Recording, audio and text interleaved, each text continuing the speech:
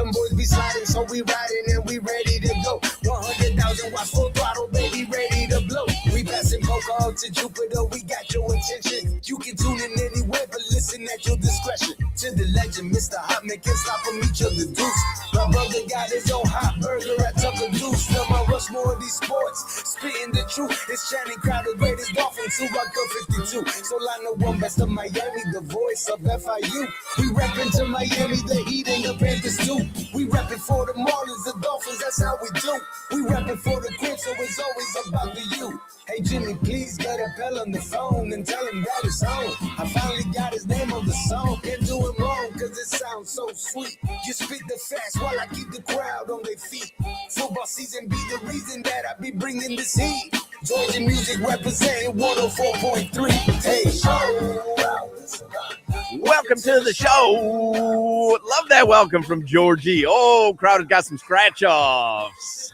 That's what I'm talking about. I got my scratch-offs, man. I went to the gas station, hit him in the head. Scratch-offs. That's how I know Crowder's back. Every break, I'm going to scratch me one. I'm hit for the end of the show, man, I guarantee it. I've been playing my Cash Pops. I've fallen off on Cash Pop. What? Yeah, remember we came out of the box hot with Cash Pops, man. Well, you're the only cash popper. Who's calling you, Solana? What you got, Solana? Who's calling you? I don't know. I want to know who called you. I don't know. Well, you have to know. I know how phones work. No, like it's a random number. I don't know who. I don't know who it is. What's the area code? 1-866.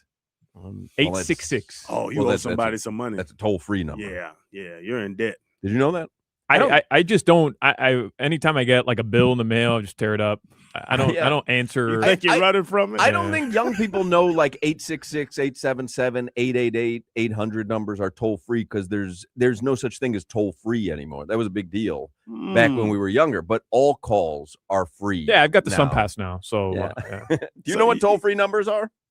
You see 866 and think it's somewhere in Arizona, right? Yeah. He thinks it's an area code. No, I'm not kidding you. But yeah, that's real, right? I mean, I remember payphones.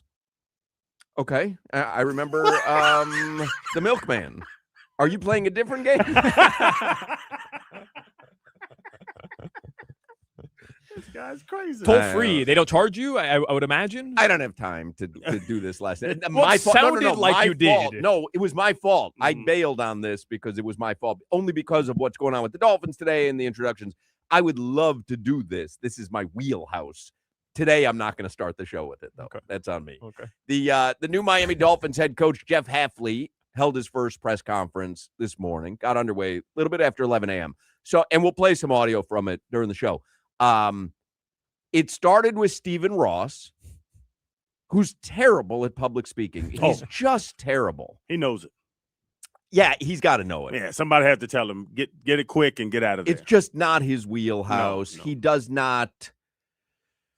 And again, incredibly successful businessman, and I'm a Stephen Ross stan. So I'm a big fan of the fact that, because even one of the guys, I can't remember if it was Hafley or Sully, said one of the reasons when you come here, Stephen Ross said to him, you will not fail due to lack of resources.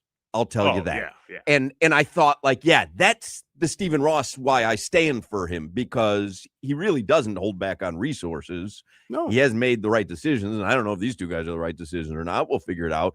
But I did just kind of remark to myself as I was watching Stephen Ross, like, he doesn't necessarily invoke a ton of confidence that he's, got it all together and it's happening and whatever, but public speaking is one of the biggest fears in the world amongst humans. Yeah. Michael Jordan's a terrible public speaker. I know you don't think so off the NBC thing. Was the greatest thing I've ever literally ever watched. Garbage. Right. Garbage. Ricky Williams. It's a lot. It's just to be good at your job, you don't have to be a good public speaker. But I'm with you. I know, Solana, you think different. I think Stephen Ross is an amazing owner.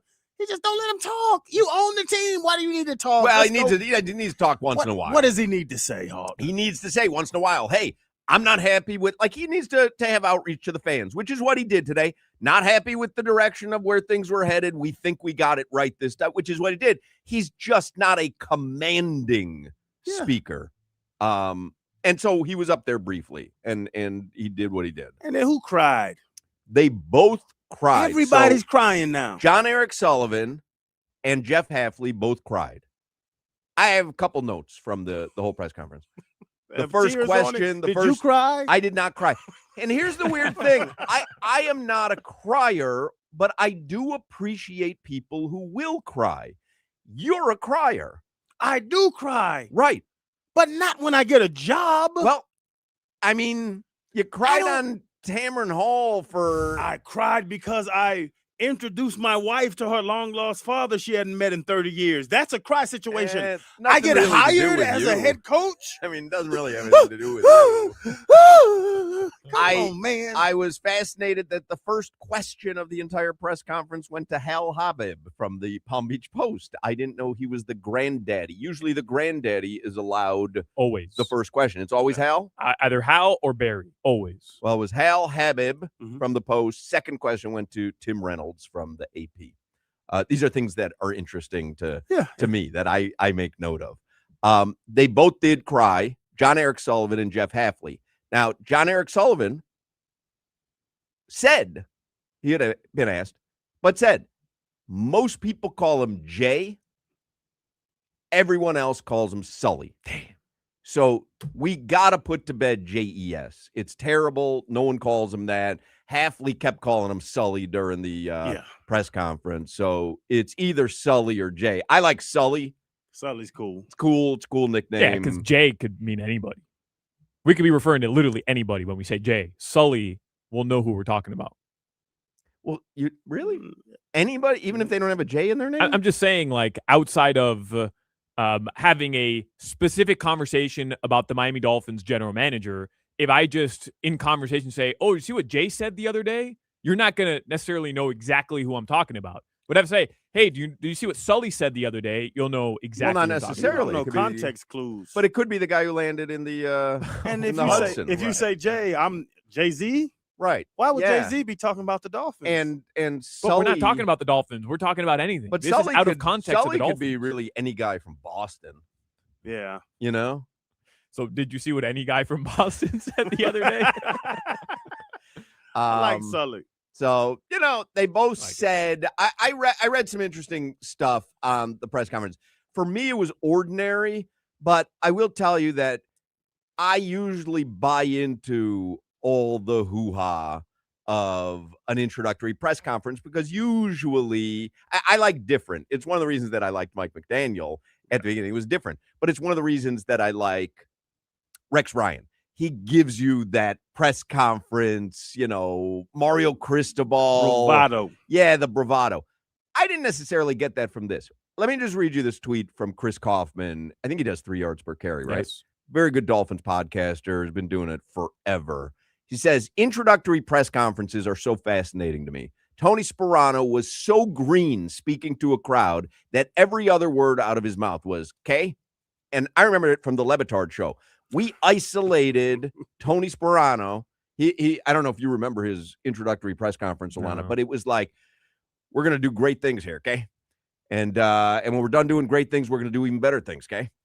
And I mean, literally, it was non-stop. We isolated every K on the Le Batard show because it was like you couldn't believe what you were listening to. And so Kaufman points that out. He says, Cam Cameron literally cried when asked the simplest question about Drew Brees. Mm-hmm. Adam Gase had that hilariously wild-eyed introductory press conference in New York, which turned into my favorite GIF ever of him tracking a floating taco, buzzing around him like it was a fly. That was a great one. He also points out, Joe Philbin was so awkward speaking to reporters and crowds that Dawn Aponte literally started coaching him on it, which led to some misogynistic reporters to innuendos about a man and a woman having too close a working relationship, wink, wink, because Aponte was always with Philbin because he wasn't a very good public speaker. Mike McDaniel was, of course, very intelligent, but also scattered, prone to word salad, coming off like a stoner at high school parties who would blow the minds of his fellow teenagers by launching into some random philosophical discussion at 2 a.m. And so what Chris Kaufman writes is, from what I've seen of Jeff Hafley in his past press conferences and podcast appearances, he's going to come off pretty professional today. It's an event that is firmly in his wheelhouse. The press will love him. And it was. Like, he was fine. He said all the right things.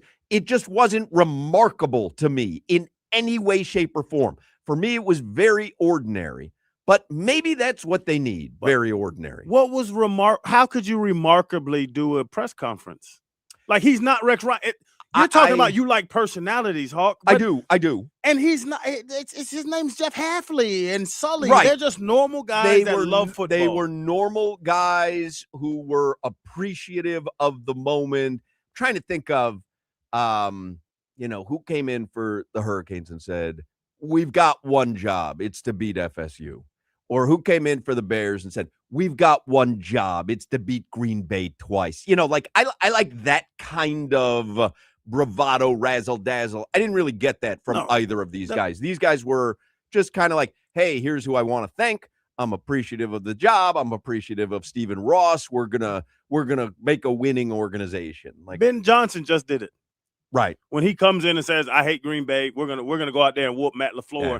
And it's and then amazing. rips off his shirt, eats a hot dog. Yeah, when he rips off his shirt. That's personality though, Hawk, where Andy Reid doesn't command a room in the press conference. He just mumbles. Bill Belichick's the worst at it. You start, but Tony Dungy. Tony Dungy he can articulate very well. That's why he's on TV now. So I don't get this press conference thing where there's terrible coaches at press conferences, good coaches at press conferences. It doesn't mean anything. And it doesn't mean anything for the future. Correct. I think Sully, when I read what was going on and then heard it, everybody should know Sully has the hardest job.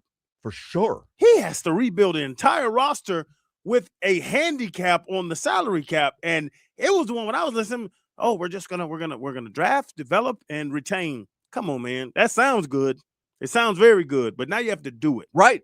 Which, by the way, God bless him if he can. If he knows how to draft correctly, and then, because we've seen this before too, correct draft picks, but then you're able to retain them. Yeah.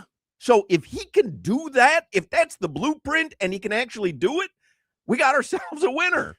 But it'll take a while to find that out. And we don't know. We're hoping that Halfley is Liam Cohen. I can only have a reference point for the next young GM that gets a job. So we're floating. We're floating. Here's my main takeaway from today. I can't tell them apart. Oh, I had a difficult time too. If Halfley and Sully walked into this room right now, I'm not certain I would know who's Halfley and who's Sully. And I would take this a step further. I don't think Stephen Ross would be able to tell them apart if they walked in front of him. He didn't remember their names. He didn't. You didn't see that. What happened? Stephen Ross, twice. First, when he was introducing Sully, said, "We did a long, thorough," kept saying thorough. This was a thorough search. They thanked Troy Aikman. Troy Aikman was there. He was there at the press conference. We're very thoughtful, and we took a lot of time, and I'm just super excited to introduce John Eric Sullivan. I swear to God, it was that pronounced. He had to look at the John paper. Eric Sullivan. And then when he was introducing Halfley, he's like, "Yeah, no, we're super excited about this. I mean, to have a guy like Jeff, it wasn't eyeing, but he really looked down. The Jeff one, there was an and he like rumbled the papers a little bit. He had to look at the name. Why doesn't he have a teleprompter? Well, call them both Jay. They both start with Jay. They said they go by Jay. If they both walked in here, I'd be like, "What up, Jays?" You want a teleprompter in the Dolphin facility? If Stephen Ross is the head of this organization, and he seems a bit uneasy speaking publicly at this point in his life, why not have a prepared speech that he could read off a teleprompter for him? No. Why? If he can't remember his new general manager and coach's names, don't have him speak. That's the answer. It's not have him speak with a teleprompter. It's don't have him up there. What does the Hunt, the Kansas City guy, Hunt? Kareem What does he sound like? Not Kareem Hunt. Kareem Hunt doesn't own the Chiefs. He's the backup running back. This is what we're talking. I think it's Lamar Hunt. Who gives? I don't know the dude's name. That's the trophy. The Lamar Hunt trophy. The soccer trophy. The Lamar Hunt trophy. Oh, that little white dude's name's not Lamar. Yeah. The owner of the Chiefs' name's Lamar. Yeah. Ain't no way, Hawk. Yeah. Lamar. Yes. Yeah. Is he light skinned? One of my favorite pitchers from the White Sox growing up was Lamar Hoyt. He was a cocaine addict and a white dude. Yeah. The Kansas City Chiefs are owned by the Hunt family, specifically the four children of founder Lamar Hunt. There's Lamar Hunt. Now Clark Hunt, Lamar Hunt Lamar. Jr., Sharon. Man, that's like Sharon. Sharon L. Hunt. Who was naming these children? And Daniel L. Hunt. Lamar and Sharon are white people. Y'all are crazy. That's so funny. I like the Chiefs more now. But because I think the MLS trophy is Lamar Hunt. The one when they came in. I don't know if it's the MLS. I think it's the U.S. Open Cup. Is that what it was? Because remember we had people in, and it was like the Lamar Hunt memorial trophy. But is Arthur Blank a great speaker? Lamar Hunt, it's funny, a great speaker. Just Robert Kraft. We didn't know what he looked like until he went to the massage parlor. Right. Like that side of it. Stephen Ross is bad. He's not good at that. He's good at being a billionaire. We are idiots. The Lamar Hunt Trophy is the annual award presented to the National Football League's American Football Conference champion since 1984. Jimmy, you got to jump in there and correct me on that stuff when I sound that dumb. White Lamar. No, but the Lamar Hunt U.S. Open. They used to call it White Lamar Hunt. Oh, is that what it is? I know there's something soccer related. The Lamar Hunt U.S. Open Cup, which is we got there. We got there. We got there. Lamar. Lamar. Does he go on the Mount Rushmore of Lamars now? By far now. Over Lamar Luttrell? Over all of them. Big Ma, what it is, baby? Hello, how are you? That was delightful. All right, let's do headlines real quick. Josh Appel is going to join us. We're going to listen to some sound from the Jays and Rob Pizzola. I'm locked in. I got it. That's easy. And Rob Pizzola is going to join us in the 4 o'clock hour with some winners for this weekend, hopefully. Headlines brought to you by Doral Volkswagen, home of the Pricito, our lowest price. Visit them at Doral Volkswagen or DoralVolkswagen.com. Very quickly here, we'll go with Lamar Hunt, Lamar Odom, Kendrick Lamar, and Young Thug. Young Thug's real name is Lamar? His real name's Lamar. Yeah, I got to think about this. Because Lamar Luttrell. Do you remember Lamar Luttrell? Revenge of the Nerds? Yeah. And Omega Moon. Hawk introduced me to him. Lamar Smith? He had the javelin and it bounced up and down. Lamar Hoyt from the White Sox back in the 70s, man. Lamar. 70s and 80s. What about Lamar Hunt?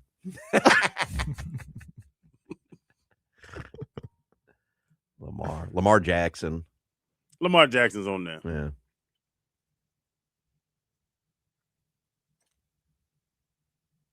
Oh, we're doing headlines, right? Lamar Thomas from the Hurricane, somebody points out. Lamar Thomas was good. A lot of Lamars. Not white. Surprisingly, a couple, though. Lamar Hoyt, pitcher. Lamar. Let me look at it. Lamar Hunt. That's a couple, two. There's got to be more. No, I'm just not Lamar. Famous white Lamars. No white Lamars. Oh, Hedy Lamar. She was an Who actress like in the 1800s. Oh, she died in 2000, Hedy Lamar. Born in 1914, died in 2000. Let's see. That's not. Jeff and Christina don't say, your son. Oh, Lamar.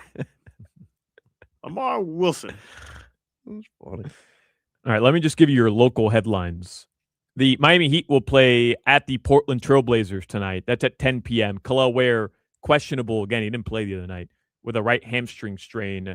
The Florida Panthers, they host the Winnipeg Jets, 8 p.m. puck drop. I don't think Bob's starting tonight. I think it's Tarasov. All right. And I saw it yesterday, just a couple other NFL notes. Look at my guy, Lamar Hoyt. This guy was the best. That dude could party. I was Coke Man. Yeah. Okay. Look at Lamar Hoyt. That guy could pitch. Oh, that's a good set of hair. That's like Stranger Things hair right there. Yeah, it was 87. That's exactly that's from 87. That picture. I saw that Brian Daboll appears to be the leader to be the Bills' next head coach. Oh, interesting. Go back. Well, he was the Giants head coach. Remember, he got hired. Or he got was a fired by the coordinator Giants with the Bills, Oh, right? He was a he coordinator. was the Bills coordinator because he Yeah. was the one that turned around Josh Allen's career. Yeah. Which is why he got the Giants job. And now he's going to go back to be the head coach. Well, maybe Joe That Brady. might be Makes genius. sense. Joe, That does. Joe Brady's going to interview. He's been the offensive coordinator there. Remember, he's the one that replaced Ken Ooh, Dorsey after his after he got fired there. But I was just reading earlier this morning that it looks like Daboll appears to be the top choice. I don't like it as a Dolphin fan, but leave Joe Brady at OC, hire Daboll, who fixed Josh Allen, and see what happens. Seems like Seems like a genius Yeah. idea. All right, guys. Your weather in South Florida continues to be rainy and not the best day. It's in the upper 60s right now. That's your weather. Josh Appel is going to join us in the next segment. He watched the press conference today as well. Want to get his thoughts on it. Men, the new year is here, and improving your health might be one of your big resolutions. But if you're tired and you're low on energy, you're not sleeping well, you don't see much progress in the gym, staying committed can be tough. And Atlantic Men's Clinic can likely help with that resolution because those symptoms are often signs of low testosterone. This year, Atlantic Men's Clinic is also helping men go further with 4 targeted body composition plans featuring GH peptides, NAD+, GLP-1, PDA, and more, designed to boost energy, support metabolism, enhance recovery, and accelerate fat loss. So with low T treatments combined with body composition programs, most men notice real improvements. I'm talking more energy, better focus, improved sleep, stronger workouts, often a renewed sex drive as well. I say it all the time. I'm 56 years old. I've been going to Atlantic Men's Clinic less than a year. I really wish I had started going there sooner. I have more energy than I've had in years. I'm telling you, schedule a consultation at Atlantic Men's Clinic. They have 7 locations in South Florida, including their new office in Hollywood. So call them 877-455-7300, 877-455-7300, or visit atlanticmensclinic.com. Featured therapies are compounded and have not been evaluated nor approved by the FDA. Provider prescription required. See website for details. You're listening to the Hoch, Crowder, and Solana Show. Ain't no way Solana got a degree.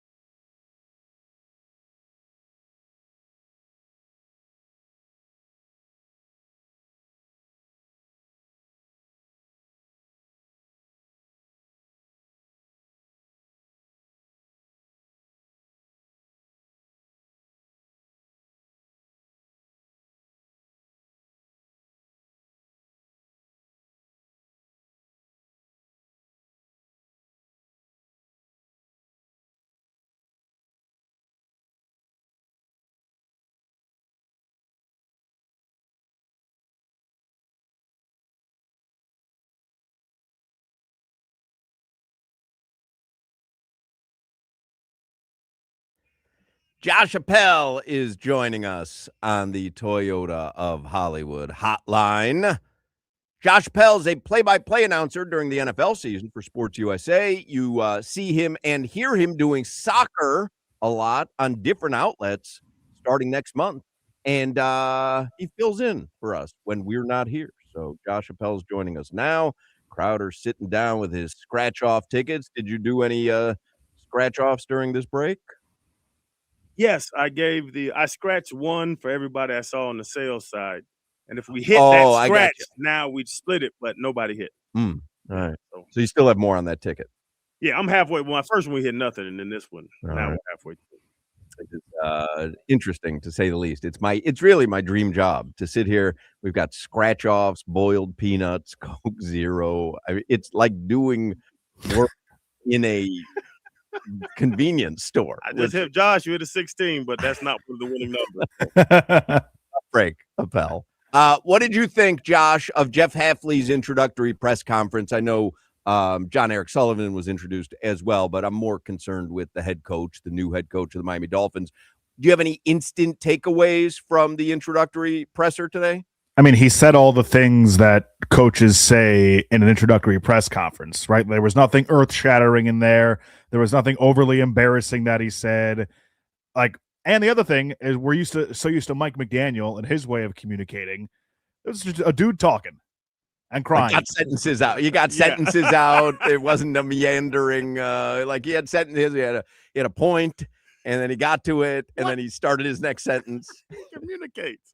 Yeah, like I said, this was a boilerplate introductory press conference from both guys. I guess the big news was that Sully. Well, are we going Sully? We're going JES? I'm going to go Sully or Jay. I think I'm going to go JES. So JES, you've definitely retired that. I don't know. No, I know. Sully. JES basically intimated that they're not going to shy away from potentially taking a quarterback every single year in the draft, which is interesting. He was non-committal on Tua, but the non-committal kind of seems like a commitment to move on from him in a way, if you're just kind of reading between the lines. Those are really the two things that stood out to me. And just big picture-wise, I think now I understand why we don't hear a lot from NFL owners at press conferences between Buffalo yesterday and Stephen Ross today. I think I get it. Josh, what would you say about the nepotism approach? I was listening and reading some stuff where Sully goes and hires his friend. Like, it's not a good approach. Is it a good, the understanding of what he can do? You've been around him for years and you are comfortable with him. Is it better than not hiring a friend of yours and hiring somebody off the board? Like, I don't know where I sit in this nepotism conversation. I don't really read much into that. I don't think it's a bad thing that they have a previous relationship. You see that all over the league, and not just head coaches, but definitely when guys fill out their staff, everybody just hires their friends. And so I don't necessarily have an issue with that at all. Look, we're going to find out together how this is going to work out. I'm done making the declarations on whether or not I think these guys are going to be good at their jobs before they've actually ever done anything, because I get burned a lot on that. And I think people on the opposite end of the spectrum who immediately write coaches and general managers off have the same issue. I mean, we did it for a full year with Paul Maurice, and that's just one example of this. Like, we just don't know. And the strong takes that I'm seeing against Jeff Hafley are from people who just heard of the guy for the first time 3 weeks ago. And so I know you can read things, you can find things out, but there have been former players that Hafley has coached who have come out and praised him and said how much they enjoyed playing for him, similar to how they did when Mike McDaniel was hired here. I know that the Green Bay defense didn't have the best finish to last year, but they were one of the league's better units over the last couple of years when healthy. So look, we know 2026, as I've said on here plenty of times, 2026 is not the year. If they overachieve and they do better than we think, great. But the real reset, when they're actually able to address some of their needs with the resources that Stephen Ross has promised, JES, like, that's going to start in the 2026 offseason as far as actually like being able to add with some flexibility. So we got to give it time, right? Like, you're not going to know until we know, and we're all going to find out together. And I know that everybody has to have a take, whether it's a good hire or whether it's a bad hire. But I do think that Jeff Hafley, I love that he tooted his own horn at one point in the press conference. Like, hey, I did 6 Zooms, and all 6 teams wanted to set up a flight with me to come out and interview in person. And I think that's telling when a guy is clearly wanted by other organizations as well. Stephen Ross did say he was head and shoulders better than the rest. I can't remember if he said that about Hafley or Sullivan, now that I'm saying that. But one of the two, he said, our interviews with him, he was head and shoulders above every other candidate. Don't worry, Stephen Ross can't remember which one he said that about either. And he probably doesn't remember which one he was interviewing at the time. He actually thought he signed Troy Aikman as his next quarterback. Oh, when you say he said, and I'm speaking about Hafley, but this applies to both. When you say that he said everything you're supposed to say in the introductory press conference, I agree with you 100%. Did you almost enjoy the boring nature of it all? Because I for the past couple months I've been saying, just give me normal. And maybe I'll regret that in a year or two when normal is boring and there's just nothing flashy about the team. But I'm watching this today, I'm digesting it, and I'm saying to myself, this is boring. Like, I'm falling asleep. Thank God. It was almost, well, we talk about it just with McDaniel, but like even with Tua as well, it felt nice to have like the coach speak again, just like the general cliches that we hear. Like, I hope that whoever they bring in to play quarterback is going to be like Ryan Tannehill, where no matter what, you're just going to get the cliche machine after every game, and you're never going to say the wrong thing. I know it's a lot less interesting for what we do in the sense that we can't break down Tua calling out all his teammates inadvertently in a press conference 7 times this year, but sometimes boring is better when you're trying to stabilize things and when you're coming out of a culture that, as much as they said they wanted to fix, never really got fixed. I want boring. I'm with you, Solana. Like, you want boring, and you want the guy that's just going to publicly say the right thing and then hold guys accountable privately. And you brought up the quarterback. This is my strong take of the day. Oh, you're straight. We're talking about Malik Willis and Kirk Cousins and these single-digit win quarterbacks. Keep Tua. Keep Tua, give him to the new OC. What's the big deal? Like, you have to pay him $50 million anyway. Why try to do the whole jostling thing? Just keep Tua around, see if he works out. Tell him he needs to perform, and you can now earn another contract. We're just going to see what we have because, Josh, you just said it. 2026 isn't a Super Bowl year. It's a first-year head coach, first-year GM. They're trying to get through the cap hell of it. Keep Tua around. I don't see a problem with that. And run him. Hey, there's no more restrictions. We want you diving head first. This is your year, man. Make it happen. To your point, run your offense. Don't protect him, but why get rid of Tua?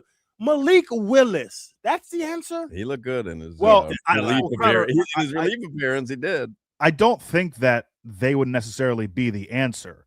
They would just be the bridge to whoever they eventually identify as the actual answer. And if you take a flyer on Malik Willis and he turns into someone that plays well for a season or two, there are a lot worse problems than that. I'm with you if you're like deciding between Kirk Cousins and Tua, like whatever at that point. I think Kirk is still somehow, I can't believe I'm saying this, 2 years removed from Tua leading the league in passing and Kirk Cousins getting benched for Michael Penix, but like I'd rather have Kirk right now. But it doesn't matter because like rather have him for what, to your point? Well, you'd rather have Quinn Ewers then. Right, for sure. Like you don't need to spend the money if it's Kirk Cousins, you don't need to spend it. But like if they want to take a flyer on Malik Willis because Hafley's familiar with him, the GM's familiar with him, and he showed flashes when he had to play for Jordan Love the last 2 years. If you're going to go get all of Green Bay, let's go get Micah Parsons. Let's not just stop with Hafley. Hey, and listen, Malik I'm Willis. This is my thing with Malik Willis. You're getting Malik Willis to do what?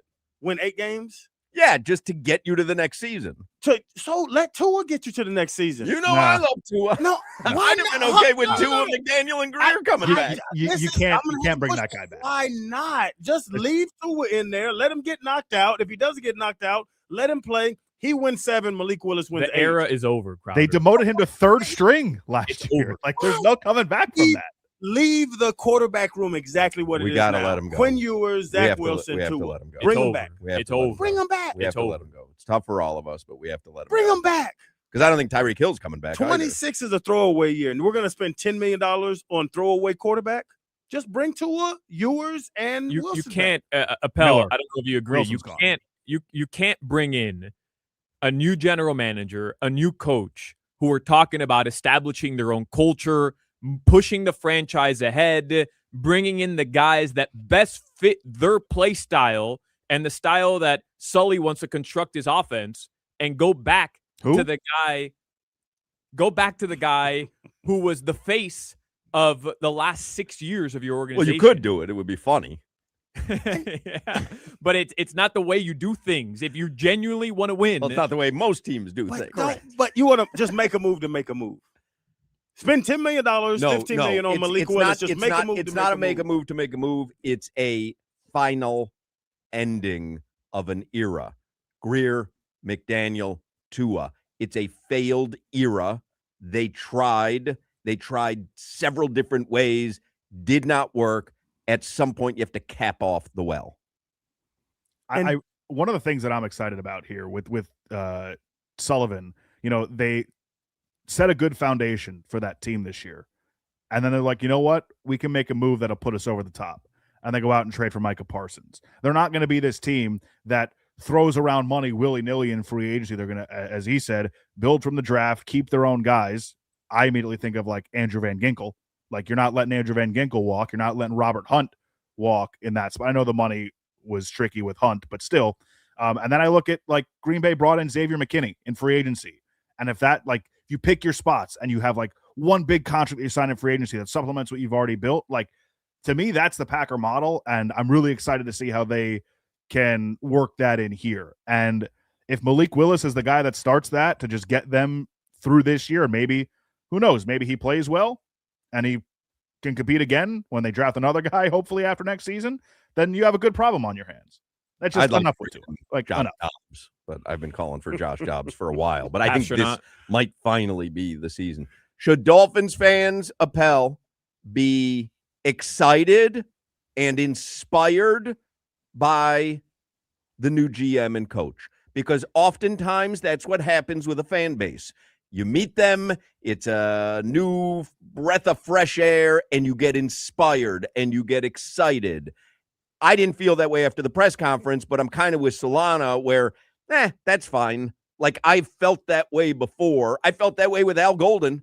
Yeah. Al Golden gave a great introductory press conference. So I'm kind of okay not feeling like, rah, rah, rah, let's go get them. Do you think Dolphins fans are feeling inspired and excited today? Should they? I think that fans kind of have their mind made up about how they feel about this right now. Hopefully they don't. Like, I'm just, we'll see how it works out. I heard Solana kind of say the same thing earlier. I think that when you're on version 27 of this, it's hard to get inspired regardless. I was inspired by Mike McDaniel. I was really excited for that. And there were exciting times, but now we're 4 years in and he's gone. And that kind of fell apart. So this wait and see thing, like, you're not going to get inspired by boilerplate. We're going to hold each other accountable and we're going to you're not going to get inspired by that. But, like, who cares? Like, really, we're all going to forget about everything that was said today in 2 weeks. Like, once the offseason really gets going and you get started going towards the draft and you're seeing who's not going to be here, who's going to be here, what moves they make to the roster, nobody's going to remember what Jeff Hafley said. Maybe we'll remember that Stephen Ross had to look down to remember the names, but outside of that, like, nobody's going to remember anything from this press conference. Really, nobody will. I remember the tears. What about the tears, Josh? I'm not a big fan of the criers. Well, here's the thing. Think about it this way. John Eric Sullivan, for 20 plus years, was working his way up through the front office, and now he reaches the pinnacle of his profession, and he gets to be an NFL general manager, and he thinks back to 20 plus years of all the people that helped him get there along the way, his family and all that stuff, and it makes him emotional. Same thing for Jeff Hafley. He left Boston College to come back to the NFL to hopefully get an NFL head coaching job. Part on your couch. Like, Why not? About that part in the because Eric Spoelstra worked up from the video room. I don't recall him crying at his introductory press conference. Never. Some people cry, some people don't. It's okay. Real men cry, Hoch. Appel. I don't think so. I cry, but I don't cry and celebrate a celebratory cry. I don't like my baby's crying in the other room. Your baby's a baby. This man's 40 years old. Also, my tell him baby's a man. Yeah. Tell Lil Chan to tighten up. I like public emotion. Like I'm cool with them. Did you know, ever consider naming your baby Lamar? Did Lamar make the list? That's his name. I changed it. Lamar Appel. Do you know who Lucius Quintus Cincinnatus Lamar is? That's not a white man. Lucius Lamar. Lucius That's Lamar. not a white man. You know who that is? Nope. Appel? Am I going to feel really stupid when you tell me who it is? No. Oh. Jerry Jones. Lucius Quintus Cincinnatus Lamar is a former Supreme Court justice for the United States of America from 1825 Of to course. 1893. And Lucius Lamar is as white 1800s. That ain't Lucius. That is Lucius Lamar. Thank let me you to see. the chatter who gave me the info that Lucius Lamar. He light skinned. Nah, Jack. Jack, he light skinned. No, sir. That guy had no trouble playing at Augusta. Lucius. What it is, player? His name was flagged at Augusta when Lucius Lamar was on the guest list, and then he showed up and they said, "Here's your locker, sir." All right, I think that'll end it. Are the Panthers going to make the playoffs, Josh? I hope. But Like where are they pacing? I just haven't. I'm not following it as closely as you do. Are they pacing to be in the playoff hunt? I mean, to be in the hunt, yes, but they can't do this. We win one, we lose one. We win two, we lose one. Like, they have to go on a run here where they win 5 out of 6 and kind of repeat that and go on a run like they did the first Stanley Cup run in Paul Maurice's first season. And look, here's the bottom line. When you look at this last couple of weeks stretch since the Winter Classic, they're just not healthy enough.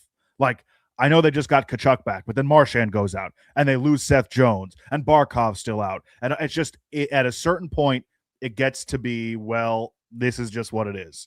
And hopefully now that Kachuk's back and Marchand hopefully back on this road trip after the Olympics and Seth Jones comes back, hopefully they can hit the ground running. And Dmitry Kulikov hopefully is going to be back as well over the next month or so.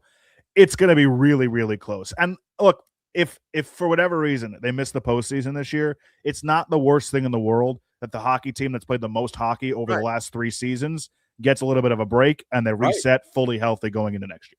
It's not the worst. Josh Appel. Thank you, Josh. Always appreciate you guys having me. We appreciate you. Makes me really emotional. Yeah, makes us all emotional. No, Let's hear it. cry. Great to be a Miami Hurricane. Even after what happened Monday night, we're still feeling proud of the orange and green. And I keep saying you got to get to Caneswear in Davie because this is one of those seasons that you want to remember. This was a season a long time coming. And while we came just a touch short of the national championship, you still want to be able to remember this season with some great merch, which is available now at Caneswear in Davie. I'm telling you, maybe you got a little extra cash for the holidays. You've been waiting to spend it on something. You head over to Caneswear in Davie. And listen, maybe you're ready to move on. Maybe you're done and you're ready to move on. That's fine. Hurricanes basketball, even though they lost a couple in a row, they've got Hurricanes basketball merch there at Caneswear. Maybe the Panthers, we were just talking about. The Panthers, you want to get some Panthers merch. They've got that at Caneswear. They've got Heat merch. They've got Inter Miami. They've got the Marlins. They've got it all. Shirts, hats, jerseys, shorts, hoodies. For you, the entire family, even pets, they've got it all at Caneswear in Davie. So show the world that you rep the U. Get all your gear right now, your college football playoff gear right there. The store is on University Drive right next to La Spadas, or you can shop online at caneswear.com. Caneswear, the spot South Florida sports fans shop. You're listening to the Hoch, Crowder, and Solana Show. Crowder. Hawk. Crowder. Hawk. Unk.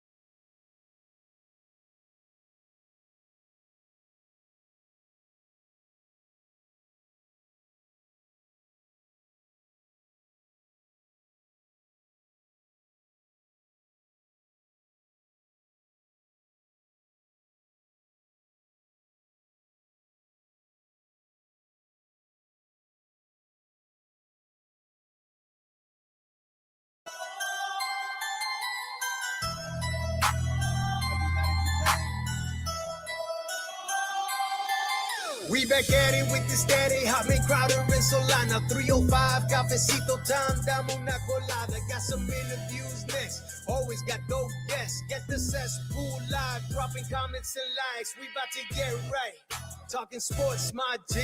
Listen to Odyssey and 104.3.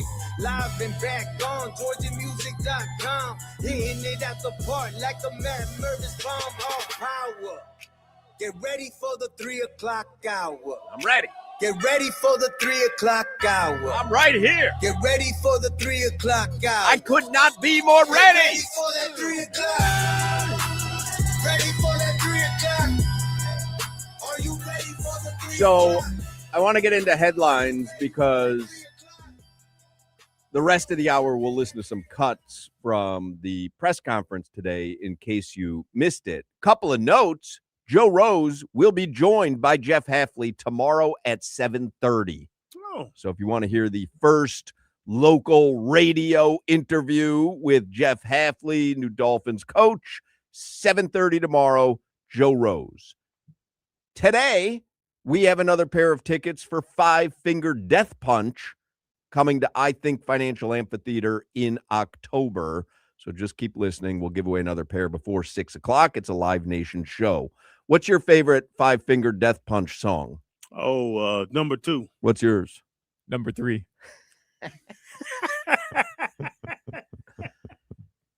You know how much I love music. Yeah. I've never heard of them. And they're playing, I Think, Financial Amphitheater. So they're selling 20,000 tickets. Yeah. I've heard the name, but I think I've heard the name too because it's so, Well, we've given away their tickets like 3 years outlandish. Yeah. But I don't know a thing about them. I'm guessing I don't hear it on Yacht Rock. I don't know any of NBA YoungBoy's songs. Does anyone know NBA YoungBoy songs or they just follow him on social media? He sells out the Emirate. But do they expect to hear a song or are they just trying to get on social media? I don't know, bro, but it's no like the Five Finger Death Punch. They have to be famous. Is their name based on the final of Kill Bill? Yeah. Well, no, that's how she was able to get out of. Spoiler alert, because I've never seen this. Well, the movie's been out 20 plus years. Never seen it either. Seen Kill Bill? No. You never watched any of the Kill Bills. Mm-mm. What? You don't like violence, though. I don't. I'm not a big Tarantino guy. It's Tarantino, right? Yeah. Yeah. It's probably my favorite Tarantino movies. Those two. No, it Pulp was Fiction. the It can't be Bruce better than Lee. Pulp Bruce Fiction. Lee. Yeah, I think it is. He could hold his hand against your throat No, and generate enough power in that right, to kill but you. so in Kill Bill, she does that to get out of out of what's it called when they bury you, out of the casket. But at the very end of Kill Bill, spoiler alert, she uses the 5 finger Death Punch? maneuver. I think it was called the 5 finger death punch. No. And that's how Bill met his demise. No, I think it's Bruce Lee. I think it's a drink at Fat Tuesday. What? Five Finger Death Punch. With 151? Yeah. You know they have a Fat Tuesdays at Dadeland Mall. They opened one up In the mall. in the food court. No, that's No not way. possible. Why? That is true. I will bet you Why $1 would billion. you ever get an alcoholic Slurpee in a mall food court? My point exactly. Have you ever been shopping? Is it? But is it open late? Like later than the rest of the No, mall? Food court closes at 10 or 9:30. They close at 9:30. Stop it. I swear on everything. That makes no sense. Makes no sense. I've drunk 4 beers at Aventura before. Okay, but a beer I can almost understand. You know, sometimes they'll have bottles of beer at some of the food court, whatever's. Like Fat Tuesday slushies Hawk, let's get wild, baby. at the mall food court. And let's go to Forever 21. We showing out. 98 octane and Lululemon. That's crazy. Absurd. I couldn't believe it. Is anyone ever getting one? The line No is way. Stop slammed. it. Stop it. Every time I went there I did all my shopping. Are they all alcoholic then? Or maybe they have non-alcoholic They ones? definitely have non-alcoholic, but that's true at any Fat Tuesdays you go There's to. like one little thing that's got that, and no one dares go near it. I remember my dad telling me when he was in the army in Korea, they had lines of toilets, latrines, you know, that you'd go to the toilet on. One of them was bright red because if you had the clap, you didn't want to give it to the rest of the guys in the army. So you were supposed to sit on the red one. Guess what? no one ever had the clap because no one ever sat on the red one because you didn't want to be caught sitting on the red one. So you just tried your luck. Red one was the cleanest toilet. No one is getting the non-alcoholic slushy at a real standalone Fat Tuesday. Maybe in the mall, but that's like sitting on the red toilet in Korea. There's Google reviews for the Fat Tuesday at Dadeland Mall. First one, 3 stars. Dan was an awful bartender. Bartender, you're at a food court. Gotta show out. That's wild. Like in the food court next to Charlie's Steaks. Literally next to Charlie Steaks. Charlie Steaks, Fat Tuesday, one Carvel. potato too. Yeah, like that One can't potato be. too. That cannot be. That is such a flawed decision. Why not? Because it's it's low a, overhead. but it's a late night crowd. Like the Fat Tuesdays, that's not for mall hours. He wants you a drink. You just walked into J.C. Penney, spent $300. Now you're headed to Forever 21. If I spend $300 at JCPenney, hit my head with a hammer. Forget about Fat Tuesday. Go buy a hammer. Now your teen daughter's about to spend 45 minutes in Forever 21 and then head to Lululemon. I don't get Man, that. give me I want me a slush. I want me a whatever this called. get that. 181 5-finger octane. death punch. Yes. Did I introduce headlines? No. All right, let's do headlines here, and then we'll get to some sound from Jeff Hafley. Again, Jeff Hafley will be on with Joe Rose tomorrow at 7:30. Headlines brought to you by Doral Volkswagen, home of the Pricito, our lowest price. Visit them at Doral Volkswagen or DoralVolkswagen.com. We never talked about this, but you mentioned the latrine. Just a quick detour here. The Buffalo Bills are moving to a new stadium. Did you see that they were auctioning off the troughs, in their bathrooms, like the famous troughs? Yeah, I love that. I don't know if I'd want that in my house, but And then what can you do with it? Because it has urine in it. for right, that's years. what I'm saying. Or do they clean it? But if you're I would buying that, hope well, if you're buying that at the auction, don't you want the real thing? you want someone else's urine in it, or I mean, if I'm buying it, I think I want it clean. But even if it's clean, what are you gonna do with it? I think you put it outside. You can't bring it in your house. Can't bring it inside. Thousands of people have peed in Put it. it outside. Use it like a cooler. Put drinks in the Yeah. pee box. Put some ice in there. Use it. You got yourself a nice a flower nice pot. a flower Make pot. a little garden That's right. in there. And urine is I very got you. good for fertilization. Urine's not. All right. Can you pee in a trough? I'm I saying have. you guys. Oh, I have. I'm wide I open. mean, that's all they. When I was growing up, that's all they had at Soldier Field, Wrigley Field. Did they put Most- ice in it? Yes, And ice in the yes. bottom. I love that. 'Cause Yeah, now you I can try don't to know melt why. a piece Do you know why they had ice in there? so it doesn't splash. Is that why? The ice doesn't splash. Yeah. Interesting. Yeah, most stadiums were, again, you had the paper towels that weren't paper towels. They were just towels that got Like rotated. recycled through, and you'd pee in a trough. Because when I went to Heinz Field for the Dolphins playoff game in 2016 or 17, it's negative 10 degrees. Yeah. I've been holding it because we've been pounding brews all morning. Mm. Midway through the first quarter, a couple brewskis. Midway through the first quarter. Midway through the first quarter, Here's I walked what's into gonna, the here's what's gonna bathroom. happen though. The guy who's about to tell you that he can't pee in a trough because he doesn't want people to see his cold penis is not the same guy who can say, I was pounding brews all morning.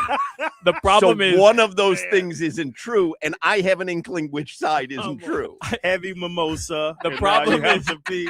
I couldn't see my own cold penis, Hawk. That's the problem. I couldn't find my own cold penis. I couldn't do it. I couldn't do it. I just peed myself. I pulled a Crowder. I'm not peeing in a trough. Why not? You gotta go. You gotta go. Man, stand What right. is Just let this? it fly. 1800s and then the frontier, like But Gotta you go, you all gotta have go. the same pieces. That's It's how not they- one person. That's how they used to go doo-doo back in the days. Like in the old, there were like locations. I just read this on Twitter. I gotta find this. They were Because there was no In a bathrooms, trough? right? So it would be but like a communal place where everyone would sit and do their business. We'll just go buy a tree. Communal.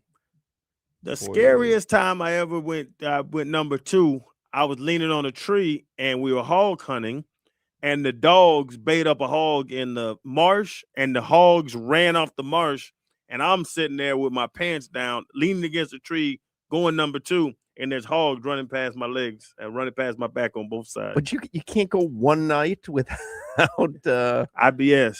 Y'all know I have IBS. It's a disrespected community. IBS There you go. is. This is from Washington, London in the 1700s. You just what up, player? Yeah. You just sit next to him. Huh. Because they would dig like one trough Yeah. for human waste, and then they didn't have separators. There was no, you didn't have I kinda ego like it. and like what do we have now? We've got ego and shame. There was no shame There back shouldn't then. be any shame. I've been criticized a number of times, but I speak to dudes in the bathroom. I talk and I keep our conversation going. It's the craziest thing to me. Me and you walking. Hey man, the defense needs to play better. They're giving up too many long passes. You walk in the bathroom, everybody gets quiet. Like it's this quiet place. Why can't I talk to you while we're peeing? No, I don't mind that. And It's that's when the thing. I'm in there doing number 2 and it's so someone wants to long. chat with me and they're kind of like, But what are you? I can't see you, can't see me. All you hear is my voice. I hear your voice. Let's Yeah. keep talking about the pass defense. I don't know. That's not for me. Orange Bowl when I was in college had troughs Love a trough. in the 80s. Yeah. Then I know who's going to be the most angry after the game, win, lose, or draw. I've been to a stadium in Uruguay. It's this tiny little stadium in the middle of nowhere. They just have a hole in the ground, Sure. but there are separators. Mhm. That in itself was hard, hole in the ground, but at least there was a separator. Right. You use that little hole in your drawers, don't you, Solana?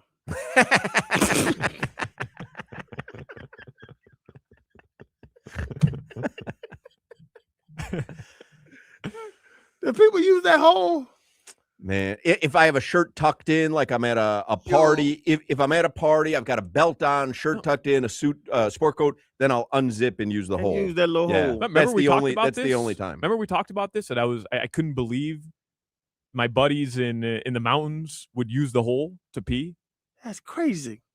Well, and did you get like tucked in clothes? Like that's the only time that I Zip down, Zip down the zipper, and keep the belt, keep the jeans buttoned at the top. Just zip down the zipper And left, right. No, they would pull down the underwear through there. You know what I'm talking about? Like, Oh, y'all saying- are real you're saying secret. pull down the underwear Inside the jeans. inside.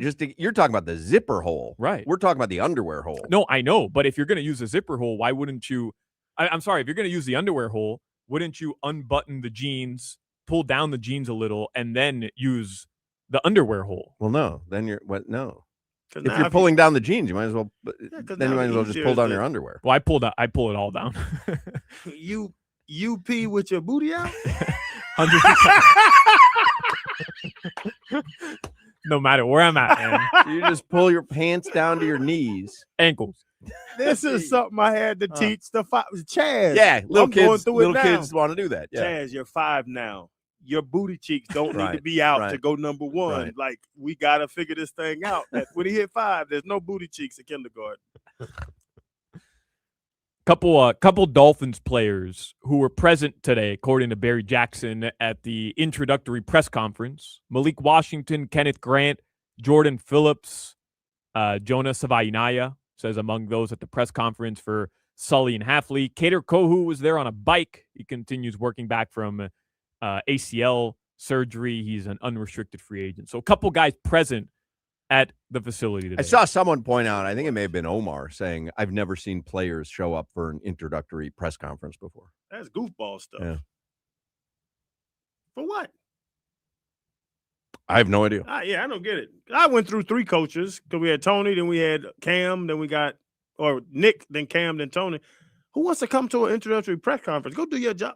You should be in Cancun right now, or fishing, or Right. partying. Right. Savai Nahi wants to meet somebody. It's all business now, man. All business. All business. That's people insecure about their job. All right, your local headlines. The Miami Heat, they're going to play tonight.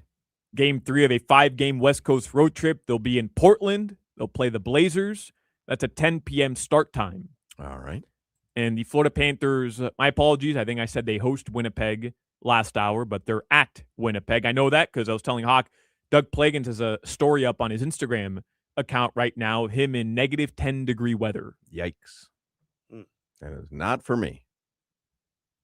Puck drop tonight's at 8. That game will be on AM 560. All right.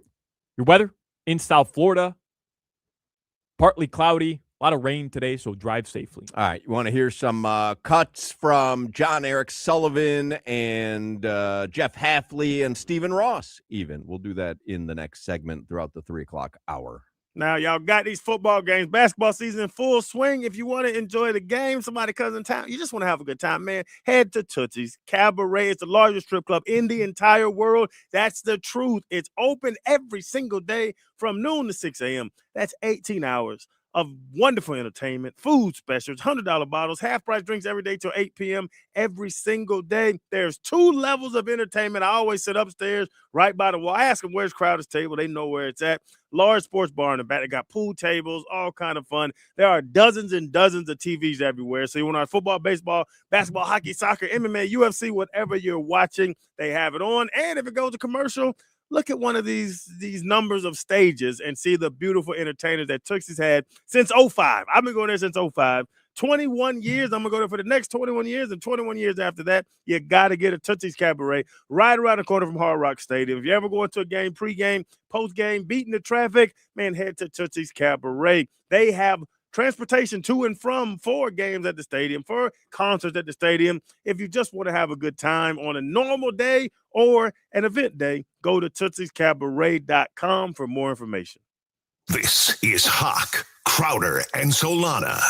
I have this fantasy, I've had this for years, of becoming obese and bedridden and just watching TV all day and having people bring me food.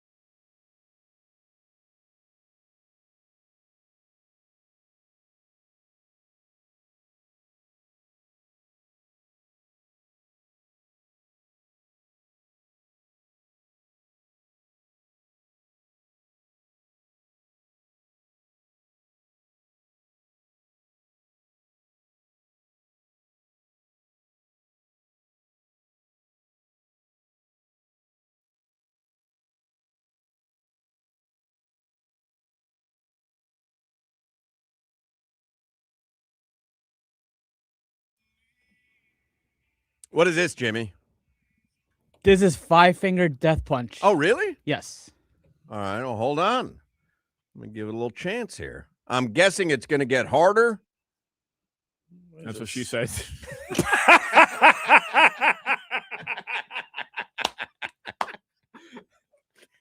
And man, was she disappointed. That's all I got, baby. You let that sit there. I couldn't resist. if by harder you mean more difficult, yes. Let's go grab something to eat. Here we go. Yeah. Is this their biggest hit? It's one of their biggest hits, according to Spotify. All right. Should I give away the tickets? Yes. Now we got to play sound. It's going to get too confusing.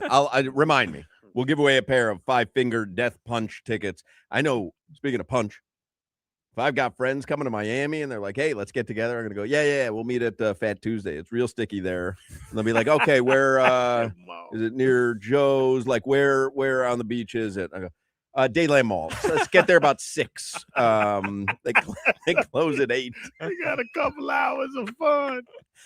It's like crazy. That is weird. We'll catch up. We'll get together at Fat Tuesday. You guys like bourbon chicken?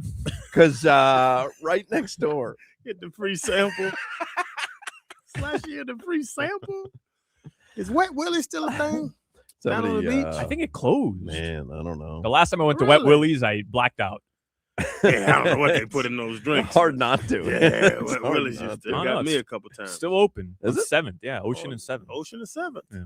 Somebody puts on the chat. Hoch is in a great mood today due to his research on Avella Danger last night. Well, joke's on you. I accidentally searched Abuela Danger, and man, did I fall down a rabbit hole. That's what she said. All right, let's hear some of the press conference sound from today. This is Stephen Ross at the beginning. I told you it started with Stephen Ross. He was not exactly captivating, but here were some of his opening remarks. So the frustrations I know that you've all had reading the newspapers, which I don't read anymore because it just emphasizes to me the frustration that I have. So I really look to this to really be a new beginning. We've done it and getting ready for that, you could see what was happening during the season. We started early and really so that we could be very thorough in our search in trying to find the right people to lead this organization. And I'd like to, first of all, thank the people that really worked, tirelessly in talking, thinking, working together. I'd like to thank, he's really headed up. No wonder he loved Mike Tom McDaniel. Garfinkel, Danny Silman, Brandon Shore, Dan Marino, and Troy Aikman. All right. I had seen people during the press conference. I watched it on YouTube off of a Roku stick. So it was the YouTube app on my TV, though, and there were no sound issues at all. And I had a lot of people telling me that their sound was jumping in and out, which now I hear that from. So I didn't get that when I listened to the press conference, but a lot of people were complaining that the sound was strange, and that is. But even that, like, what we talk, why does he have to talk? He's not. We see it's not good at, and so maybe. Well, I mean, he owns the team, so if he says I'm gonna speak the opening salvo, okay. Well, no, somebody that he respects comes up to him, Hoch, and says, "No, hey, let's just take it easy. We'll bring out Tom Garfinkel. No, he can speak. I know Tom. Let Tom but do we that. don't want to hear from Tom Garfinkel. Why do you We wanna want to hear hear from from Stephen Stephen Ross because he Ross? owns the damn franchise. I just don't get it. Don't do what you're not good at." Here is John Eric Sullivan. This is your new general manager, Sully or Jay, talking about building through the draft or free agency, the two tracks that you could take. It will be a draft and develop philosophy. I've already spoken on that in previous interviews. But we will draft, develop, and retain our own. There are things that come with that. Number one is culture. When you raise your own, people are vested. They're bought in. There's a financial component to it with rookie contracts. It keeps you in a healthy cap situation. But the most important thing is the culture piece of it. Free agency, we will be very intentional and deliberate how we move about that. We will definitely utilize it when we get into a healthy cap situation, and we can. We'll be disciplined, we'll be intentional, and we will chase difference makers that add value to the field immediately, but also add value to our locker room in terms of the kind of culture that we want to build. All right. I'm interested. They keep using the word culture and identity. I do think run hand in hand. Matt LaFleur is off the same tree, the Kyle Shanahan tree that Mike McDaniel's from and that Kevin O'Connell. Like, they're all the same. They come from that same coaching tree. What's the identity of this team going to be? Because Green Bay wasn't no ass kickers.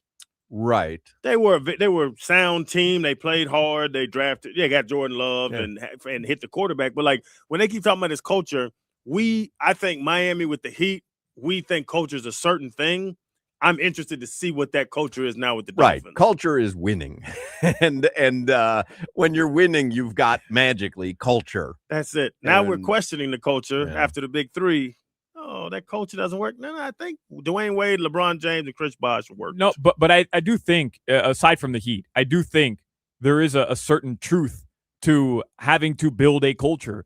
I think one of my biggest criticisms of the Dolphins was that there was no call it whatever you want, culture, identity. Yeah. There was no identity. And I think that you're going to hear from Sully in a few minutes here, like what they want to do, why Hafley was the right guy, because they're aligned in the vision of what the team needs to look like. And I do think like maybe it's overused, the talking point of culture, but there is a truth to it. Look at the best teams in the NFL, and you can point to everybody being aligned and what the team is, like the identity of the team. And it is the opposite. The Dolphins have been the opposite the last few seasons of what he's saying there. The Dolphins have been interested in getting mercenaries, Jalen Ramsey, Tyreek Hill, anybody who wants to come here. He's saying, no, when you're from the jump, you have a vested interest in where it's going.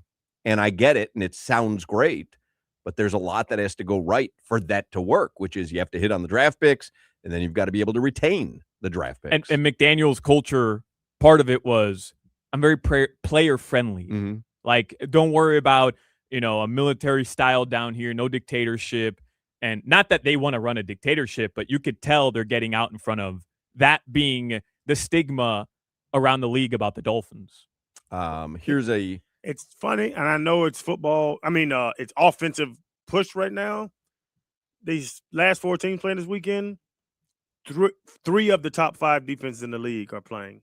Right. He's a defensive guy. I know it's not sexy and all that stuff, but you have to be able to play. The Broncos they're a defensive led. The Pats are defensive led. I know Drake May was playing well, and that's why they're here.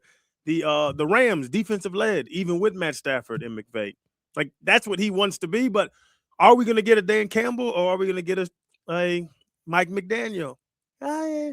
Everybody, let's love each other and go to ice cream shops. I don't want ice cream shops. Well, here is John Eric Sullivan, the GM, saying that Jeff Hafley is going to make this team tough. His emotional maturity, his ability to get through the bad times and keep people on the ship when everybody else wants to jump is something that stood out to me.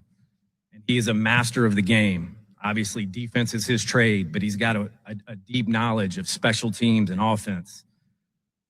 And I think more importantly, the toughness and the kind of attitude and competitive atmosphere that he will bring to this football team will speak for itself as we move down the road. All right. Here's another cut from John Eric Sullivan saying, we'll hoist that trophy starting from the bottom. In my short time here with ownership and the leadership, I can sense a burning desire to win, do things the right way. I've said it before and I'll say it again. I don't take it lightly that I've been put in this position, and every day that I walk through those doors, I, along with the other great people in this building, will make sure that we do everything possible to bring you and your family, Stephen, the winner that you deserve. Goal is simple. It's a standard of excellence. We're chasing championships. It's as simple as that. This is a tough business. It is not a complicated business, in my opinion. And the things that we do day in and day out, the little things, will get us where we want to go. Together, we will implement a proven process. We'll build something special. We'll build something that is sustainable over time. It's not going to be an easy road, but I think the journey is well worth going on, and we will do it together, and we will achieve together. And when we get to the end of this thing and we hoist that trophy, we'll realize that we started at the bottom, we fought our way to the top, and it'll be one of the more special moments of all of our lives. I have no doubt that we will get there. I got a couple observations. One, I don't even know how you get a microphone to do that kind of sound. I literally don't even understand how that can happen to audio. I don't know. Again, the stream I watched did not have that issue at all, but I know a lot of people were complaining about it. Mine was like that the entire time. So I don't even know how that happens, as an aside. Secondly, I did find it a little bit odd there. He was almost talking as if he was trying to get people to buy into something that was atypical, like going to war. Because he was like, this isn't the easiest thing, but it's something that we want to do. And it's like, well, no, this is just a typical football season. Like you don't have to buy into going out there. I don't know. I found that to be a weird, I'm not trying to just pick it apart. no. I just happen to find that particular, the way he described that as if they were embarking on something that hadn't been done before. Like I could hear Magellan saying that to his crew because they were going somewhere that had never been gone before. That struck me as a little odd. This is, I mean, literally, for how many Super Bowls have there been? 60. Like this has been done year after year after year. Okay, to that point, the last time the Dolphins won a playoff game was what? 25, but what he's asking them to sign up for is not anything that hasn't been asked to be signed up for over those 25. It's something that hasn't been done down here in 30 something years. Playing football and trying to put together a winning roster is not out of the ordinary. He keeps using the word tough, which I like, because if we're honest with ourselves, when the last time that you could say a Dolphins team was tough, physical, violent, aggressive? When Dan Campbell had the interim. Jarvis Landry was catching 12 balls for 14 yards. That was the only person. The other thing that was funny in the previous quote that we kind of just glossed over, it starts with him saying Halfley shows emotional maturity, and then fast forward 20 minutes, Halfley's crying at the podium. I don't like the tears. Skip the final John Eric Sullivan. I think I've heard enough of him. And let's move on. This is Stephen Ross. No. I'm rooting for Sully in a big way, but I think I got the feeling, and it's already 3:41, and I want to make sure that we hear from the head coach more than the general manager. This is Stephen Ross talking about Jeff Halfley, who's the new head coach, and then we'll actually listen to some Halfley cuts. Here's Stephen Ross. Then we had to go out and find the coach, and I thought maybe he was really be partial to, the Green Bay Packers, but we really totally thorough, and he was totally objective. And after interviewing, talking to people, they were all really great candidates. I think the enthusiasm, the knowledge, the background,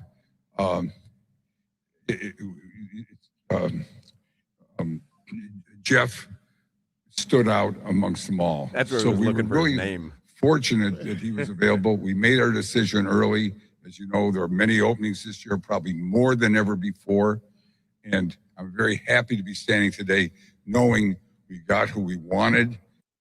All right. They got who they wanted. I've never heard someone who hired someone say we didn't get who we wanted. But man, we'd have messed up. That would have been. I knew that we should have kept McDaniel, but here we are.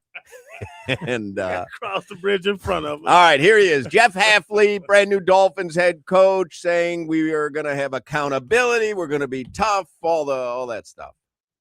Because you get that connection, and then we want to talk about accountability. Then we have accountability, and accountability is love. And it's an extreme level of accountability. And when we build a standard and it starts to become real, the player will start to hold themselves accountable. But that's going to start with me. And the final thing that I'm going to talk to them about every single day is toughness. That's physically, that's mentally, that's everything that we do. And it's a toughness that thrives on competition. And it's a toughness that reflects the people and the spirit of the city of Miami. And that's what I'm most excited about. And as we piece this thing together, it's going to take time, and there's going to be a lot of hard work. But then it's going to be built the right way. Like the foundation that was laid for me when I was coaching Division III football, and I learned how to do things the right way. And that's how we're going to do it here, with a staff that's going to buy in and with a group of men that are going to give everything that they got. And I can look you guys in the eye and tell you, I cannot wait to get started. And now really to my thank yous, to Mr. Ross and your family, thank you for believing in me. I do not take that lightly, and I will do everything I can for you and your family. I like what he said there. He sounded like a head coach, sounded like a leader of men. I do have one little nitpicky thing, though, and I know people are on the chat telling me to stop nitpicking. I have a visceral reaction to people that say thank instead of thank. And he said, I'll get to my thank yous in a second, and it just drives me bananas, people who say thanks instead of thanks. He can't get his team together when he thanks. Right? Thanks. He said thank I don't you. think I've ever heard somebody say that. He just said it. Thank you. I'll get to my thank yous. No, people say that. Thank yeah. you. I say thank you. Thank you. I say thank you. Thank you. But it's country, so it's not thank. Well, what is it? Thank you. That's what you're saying. Thank you. What did he say? Thank you. Thank you. You know, like THEY is they. Some people say thank you. Huh. No, I mean, I got you. It's never like stood out to me, and I've never heard anybody say that. Did he not sound just like Sean McVay to y'all? Yes. Yep. I mean, I had to go back and look. If you were if I said guess the head coach in the NFL, and people obviously don't know this guy yet, 99 out of 100 football fans would say that's Sean McVay. San Francisco 49ers, 16-18 with Kyle Shanahan and them boys. He's a part of this same tree. He knows bass McDaniel. in his voice, though. A little more bass in his voice. The excitement's there. You know, never had coach before. So we're trying to hit the next Liam Cohen is what we're trying to do. Well, here he is saying, I am very proud to be the new head coach of the Miami Dolphins. Thank you. I am truly humbled to stand here and be the head coach of the Miami Dolphins. And I take a lot of pride and responsibility in that. And over the last really 48 hours, I've had a lot of time to reflect on that and on my journey and really where I came from and how I got here. And the biggest thing that kept hitting me was people. It's the players, it's the coaches, and it's the families. And as I really go through it, it's all those lessons that I learned in all the places that I've been. All right. He's happy to be here. Yeah. I'm happy to have him. I don't like his little haircut. This is the start of a brand new era for the Miami Dolphins. Yep. The Jeff Hafley, John Eric Sullivan era. And it could be great. It could be great. I hope it's great. I hope it's great as well. I hope it's great. I think it will be. Do you? No. But I'm very much willing as just a Dolphins fan who's gone through it my entire life to see this through. Genuinely, I want to see it through. Well, this is what you've been asking for. Correct. Mm-hmm. You wanted this a season ago. Yeah. So. And what do you want? What is success? Because a championship, like he said, we want to hoist the trophy.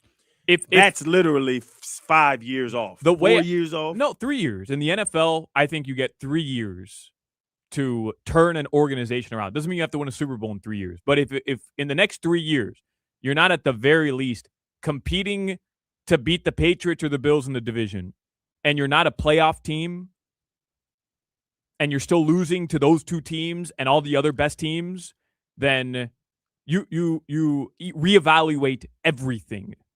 I think that's a tough ask. I don't. In this division with you know that Drake May has a chance to win the MVP of the entire world. Oh, he's going to win it. But look at the Patriots. The Patriots literally lost the greatest player of all time and the second greatest coach of all time. Lost him. Gone. And they didn't win a playoff game since 2018. They kept Belichick around, but then they let go of Belichick. They hired another coach. It didn't work out. They cut him immediately. And within the next season, 2 years removed from Belichick, Crowder, they're going back to the Super Bowl, potentially. Mm-hmm. So you're telling me that in 3 years, the Dolphins can't build a playoff contender? There's way too many examples around the league, way too many of bad teams becoming good with new general manager, new head coach. And the Bills just fired McDermott, so they had to find a new guy, but they have Josh Allen, and the Patriots have Drake May. Who's our Drake May? Who's our Josh Allen? I think that's the problem. It's on them to go find that, evaluate. Malik Find that don't guy. want Hawk. It's Malik Willis. Malik Willis. That's why I said earlier, keep Tua. There you go. We're going to talk Sell with me Rob Malik Pizzola in the 4 o'clock hour. Thank you for the sound, Jimmy. Appreciate it.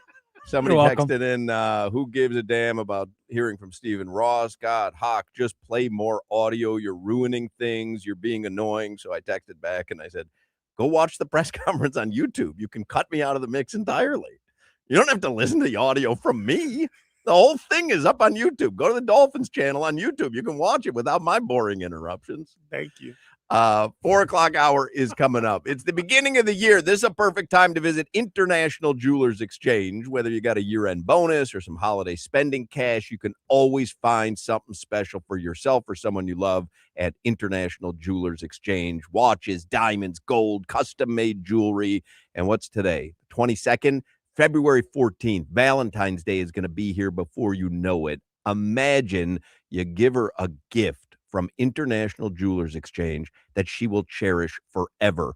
That's the place to make it happen. And got over 40 years in business, 3 South Florida locations. If you've never stepped foot in International Jewelers Exchange, just go visit. You're going to see more than 150 individual jewelers, all family owned and operated, under one roof, and you can find anything you're looking for. So if you're looking for timepieces, they have every watch you've ever dreamed of. Like I said, if you want to custom design a piece of jewelry, that's not a problem at International Jewelers Exchange. And you're not dealing with salespeople. You're engaging with jewelers with over 50 years experience, and prices are wholesale to the public. You'll see items up to 70% off retail. So go visit International Jewelers Exchange. They have 3 locations: Aventura, block south of Aventura Mall, Boca Raton on Glades, just west of the Turnpike, and Boynton Beach at Boynton Beach Boulevard and Military Trail. The International Jewelers Exchange, unbeatable by design.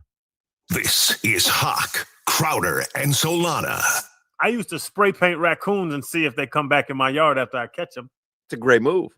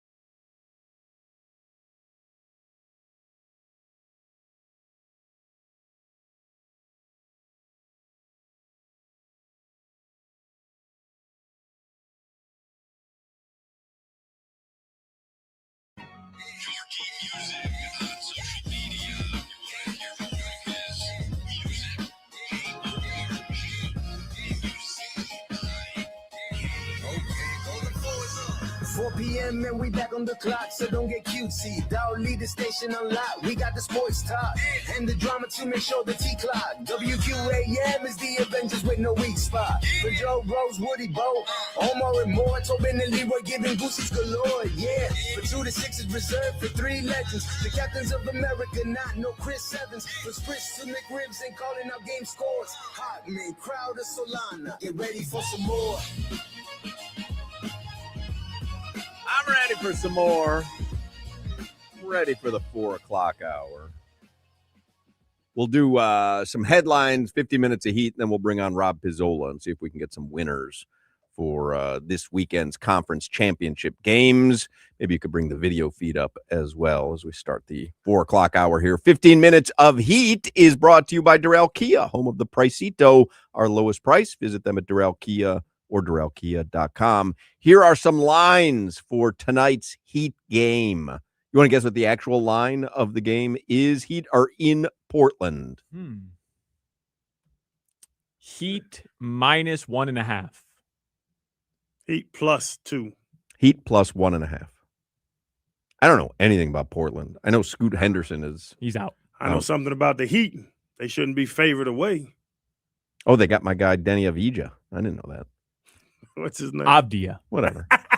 He's Israeli. I dig him. Avdija, huh? Avdija. I don't recognize any of these players on Portland. They've been playing well. They've been playing very well. Shaden Sharp. He's good. Tumani Kamara. Mm-hmm. Also, it's a lot of love, some C players, boy. Donovan Klingon. I love the NBA, bro. Like, I like the Trailblazers to me. I hate Joe Cronin, but the Who's their Trailblazers coach? to me. We know. No.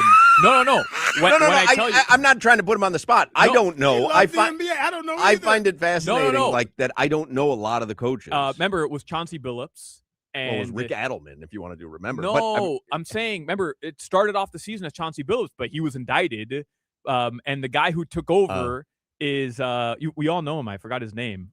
He was a former player, Tiago Splitter. Oh, Tiago Splitter. Yeah. That's my guy. I love Tiago Splitter. He says Danny Avicharaya and Donnie Slanklo, and you say, 2 great players. They're not great players. They're NBA guys. Avdija is going to be an all-star this year in the West. Really?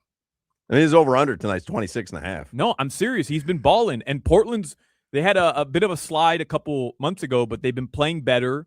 They're in the middle of a homestand. They've been winning. They're an exciting young team that has nothing to play for, 0 expectations. They've been fun this year, seriously. Are they a playoff team? 22-22. Yeah, maybe. They're the Heat. They're the Heat. Yeah, maybe. Yeah, but they're also in the West. It's harder to be 22 and 22 in the West. True. Maybe they can get into the play-in tournament. Probably not. But I guess over-under Norman Powell tonight? 23. I was going to say 23.5. 22.5. Bam. How about Bam? Had a 4. Then he had like 29. 25. 25 last night. 17, his norm. 19. 18.5. Anybody have the guts? Nope, under. I think he's going to ping pong back and forth game to game. Yeah, man. Was he 0 for 5 when he scored 4 points? The 4-point game against Golden State, he missed his first 11 field goals. That's crazy. Finished 1 of 13. Let's see what he is. I heard somebody talking. I saw a clip. He never goes to the line. He doesn't. He doesn't create any fouls for himself. And that was the criticism somebody was saying online. It's not that he doesn't go to the line. I mean, he did the other night. But yeah, he's playing. We talked about this. He's playing further away from the rim. Yeah. Especially when Kelowna Ware was starting. He's playing further and further away from the rim. And he's not generating contact anymore. And he doesn't have a point guard setting him up. So he has to create most of his own shots. It almost seems like he's been a little bit too reliant on 3-point shots this year. He's taken a lot more of them. Fell in love with the 3-pointer. When they go in the other night, 4 or 5, big game. When he hit 13 straight points in the fourth quarter a couple games ago against Phoenix, half of them were threes. When those aren't falling, bad off. Yeah. Who was that he Westbrook? Remember he shoot all the threes and everybody's like, they don't, because he's not going to hit them. They don't guard him because he won't hit any shots. Him and Ben Simmons, they used to take threes galore. They don't want to guard you way out there. You're terrible. How about Bam triple-double tonight? Plus 7,000. Plus 3,000. I think tonight might be the night. Does he have any this year? Oh, let me see what the Bulls are at the Timberwolves tonight. Giddey didn't play the other night. He did not. Yeah. I meant to tell you that. He's 13.5 tonight. It's his over-under. Did you have the over tonight he didn't play? Well, if he did and he didn't play, it gets voided. Yeah, so that's okay. Who are they playing again? Timberwolves. Ooh. Matas Buzelis, 14.5 tonight. Seems low. How many games did it take you to figure out it doesn't seem low? He had like 20, 25 the other night. And then you're going to come in tomorrow and complain that Billy Donovan isn't playing him enough because he scored 6. I was peppering Coach Larinaga with Matas Buzelis graphics last night because he had that big game against the Clippers where his son coaches. You guys watch any of the I mean, you probably didn't, but the Bucks OKC game yesterday.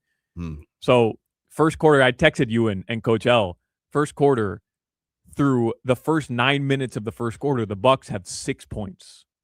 6 points. They had more turnovers in the first 9 minutes of the game than they had made field goals. And then they take out Giannis and they go on a little run. And they got blown out. Giannis had 14 rebounds, 20 points.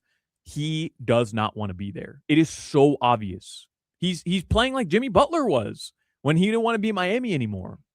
I can see that, where you just kind of mentally eject from a place. You're not winning. You're not going anywhere. You don't feel like you've got the right help. And you're just they're the 11 seed in the East. Wild. But once you win, once you've seen greatness and seen being on top, now I'm going to go to 11th seed in the East. But there's also a part of it where, if you're truly a superstar, don't you have to go out there and be a superstar? I don't know, do your part. What? You're still under contract.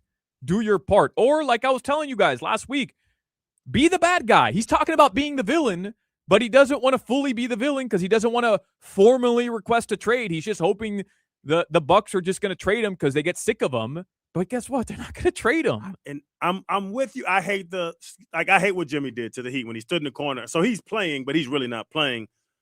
My pushback, and I think Giannis would tell you, I put up 20 and 14. And we still get our ass whooped. Right. I'm putting up superstar numbers. What more could I do? What more can I do? I have no help around me. Let's do headlines because Rob Pizzola is going to join us. Heat tonight on 104.3. Panthers tonight on 560 a.m. Headlines brought to you by Doral Volkswagen, home of the Pricito, our lowest price. Visit them at Doral Volkswagen or DoralVolkswagen.com. Did either of you see that the 49ers general manager, John Lynch, confirmed that the team will look into the electrical substation alongside Levi Stadium? Now, how do you suppose they're going to look into that? That's what I immediately thought, because I saw the headline as well, that they're going to look into it. How do you suppose the NFL team is equipped to look into that? Crowder? The men in black little. But do they employ gun. the men in black? My point is, if they say we're going to look into it, to me that indicates they have people on their staff who are capable of looking into this, and I want to know who on an NFL staff is capable of looking into this. So Kyle Shanahan's walking around. Yeah, with a radar gun. Well, why not Troy Aikman? Troy Aikman seemed to figure things out with the Dolphins. Hire Troy Aikman. Troy can figure it out. That's funny. It was fun. Remember, what was that? 2007. And a bunch of guys tore the ACL on the Dolphins. And I was playing, and then I saw some report. They were like, we're looking into that. What we aren't right. doing enough knee work? What are y'all? What is? But I always find that stuff interesting. I mean, it honestly goes to like the Terry Rozier incident with the NBA, and the NBA goes, "Yeah, we looked into it. We didn't find anything." Well, they shouldn't have as many investigative materials as the FBI does. Like, people want to point at the NBA and go, hey, you guys said there was nothing going on there. And like, well, yeah, we're kind of running a basketball league. Like, we don't have an investigative branch equivalent to the FBI. Like, they shouldn't have the same info that the FBI has. But the issue from the Heat's perspective. No. I know what the issue is. I'm saying to pick apart the NBA, saying, hey, we looked into it. We didn't see anything. Well, that would make sense to me because they don't have the power to subpoena. They're not an investigative arm. Yeah. But once they know that there's a federal investigation underway with the FBI, but when the and a FBI, team trades for the player, the FBI says to the league, this is under wraps. You cannot share with anyone that you have an employee under investigation because it can blow an entire investigation that we've spent months on that involves 38 different people. You can't tell anyone. You don't want to be in contempt. And the actionable steps of getting something done. It's like when you're trying to fix a team.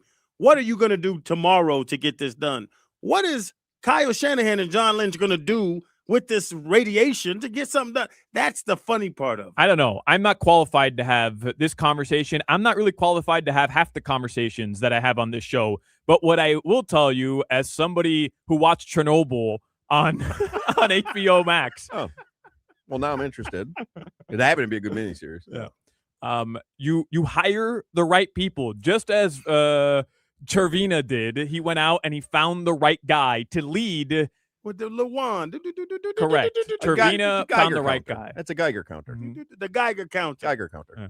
So John Lynch is getting a Geiger counter. We all remember Matt Geiger. Of course. Big Matt. Heat legend. Who? Matt Geiger? No. You don't remember him? You remember him? No. No? I remember him. Yeah. You remember Matt Geiger? Heat legend? Yeah. What era? I don't know, from when they started till now. Early 90s? Oh, okay. 71. Matt Geiger. Hoch was in middle school. Matt Geiger played for the Heat. He's 56 now, so he's my age. Matt Geiger. Oh, 7 feet. 92 to My height, 95. too. Wasn't born yet. Played for the Heat, Hornets, Sixers. Man, you guys don't know your Heat history. I was 12 in Atlanta. See, Matt Geiger Watching John Smoltz. for his career. Bam. Smoltzy. Averaged 11 points for his career. Oh, Solana would have loved him. Oh, no, that's his college career. Excuse me. Let me take that back. NBA, 9 points. Big Solana guy. Energy culture dude. He was a 9 and 5 guy. 9 and 5. Oh, get him back. 4.5 points per game, 3 assists, 2 steals, 4 blocks. 0.4. 3.3 assists. They based the defense around him, though. Can't believe you guys don't know Matt Geiger. That's embarrassing as far as I'm concerned. 0.3 assists. Francis Maui Noah. Why would they even put that up there? Francis Maui Noah has officially declared for the 2026 NFL draft top 10. Tobin was telling me the other day that on most draft boards, he's probably the highest Hurricane off the board. Interesting. No, over Bain? Oh, I was surprised too, but Tobin was saying offensive tackle. Bain's a little bit shorter. We'll see. In terms of measurables, he's a little bit shorter. Draft board saying that Bain was going to go top 5. Well, Maui Noah likely is going to go top 5, maybe 6. Yeah, Maui Noah is good. I haven't seen Bain go past Tennessee at 4. Like, Bain is a monster, man. I have read some stuff. Basically, just because he's a little undersized, his arms aren't as long as you'd want from an edge rusher. That Ruben maybe once he gets to Bain. the combine, because of the measurables, some organizations might just not take him as early. Again, no, it makes sense. I think he should go top 5. He's one of the best pass rushers I've ever seen. Says here top 10 or top 5 selection, potentially going as high as number 2 overall due to his disruptive pass rushing skills, power, speed, blah, blah, blah. If I was his representation, I would paint him as the next Micah Parsons. Yeah. every shape, form, or fashion. He plays inside. He comes, rushes the center. He rushes from outside either way, right and left. Like I would tell them that he's Micah Parsons 2.0. Hey, how come Jason Taylor hasn't gotten any interest to be a defensive coordinator in the NFL or a head coach in college? And maybe he has. Maybe I'm just not aware of it. But isn't he the what is he, the linebackers coach? No, he's the defensive lines coach. Defensive line coach. That's not even a coordinator in college. So I don't know how he'd get a DC offer in the NFL when he's not even at the coordinator level in college yet. And he was in-house when they hired other DCs. I think 10 years from now, Jason Taylor's the head coach of an NFL team. But I think there's a few steps along the way. I don't know. I mean, I think he's good at what he does. I would be surprised if he's a head coach one day.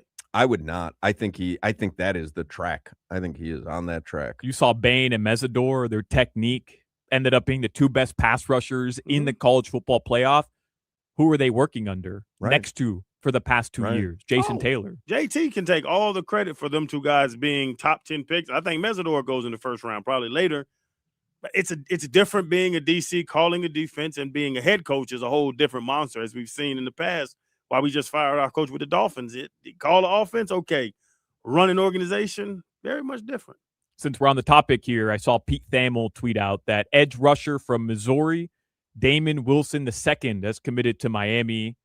I don't know if he's great or not, but maybe that's somebody who's going to fill the void there. CBS Sports mock draft. They've got Bain going 4 to Tennessee. They've got Mesidor going 32nd to Seattle. I can see that. Y'all need to find a quarterback. I hit y'all again because I mean, it just does it with no shame. Zero shame. It's so embarrassing. if Carson Beck would have scored that last drive, it would be us. We need a quarterback. Yeah. Y'all need a quarterback because that's the standard you set. Cam Ward, Darren Mensah, he's coming. Is he coming? Yeah, I saw that he won the court case. He's coming. Yeah, they can't hold him from transferring. Well, they could. He's got a contract. Well, then somebody from the Canes Collective will just pay off the Duke people, and that's it.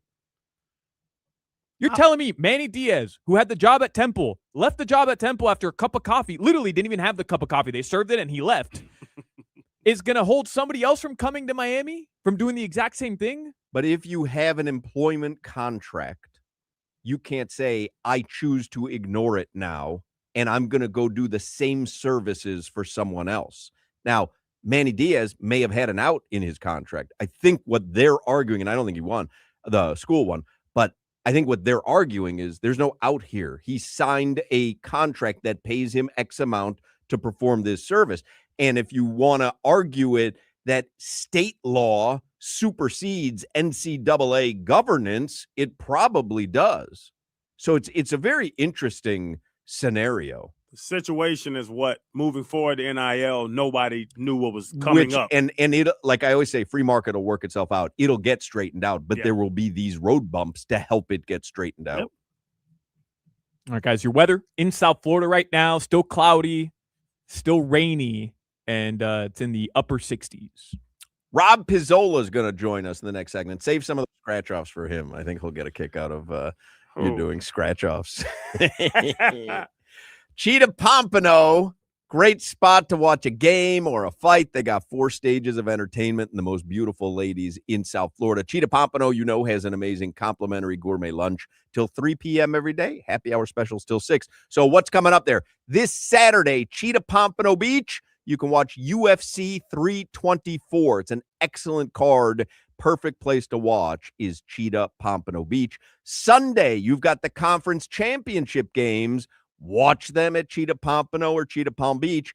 And then Sunday, February 8th, it's the big game watch party. There'll be a halftime giveaway of a $500 gold VIP card, halftime complimentary burger and hot dog platters, $5 off buckets of beers, domestic and imported, and $100 bottle specials. So that's big game Sunday at Cheetah Pompano and Cheetah Palm Beach. You can get all the details at cheetahsofl.com.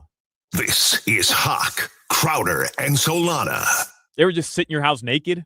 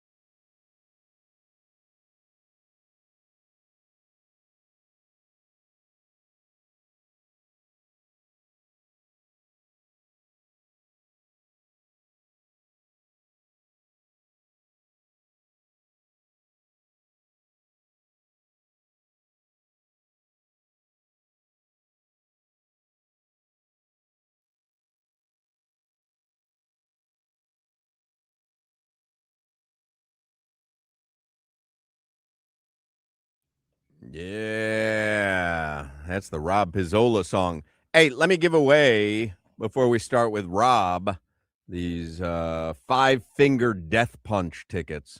I bet Pizzola knows Five-Finger Death Punch because he likes like speed metal and stuff. Do you know that, Rob? Oh, he's gonna go. You can go change. I'm gonna give away these tickets. Do your thing.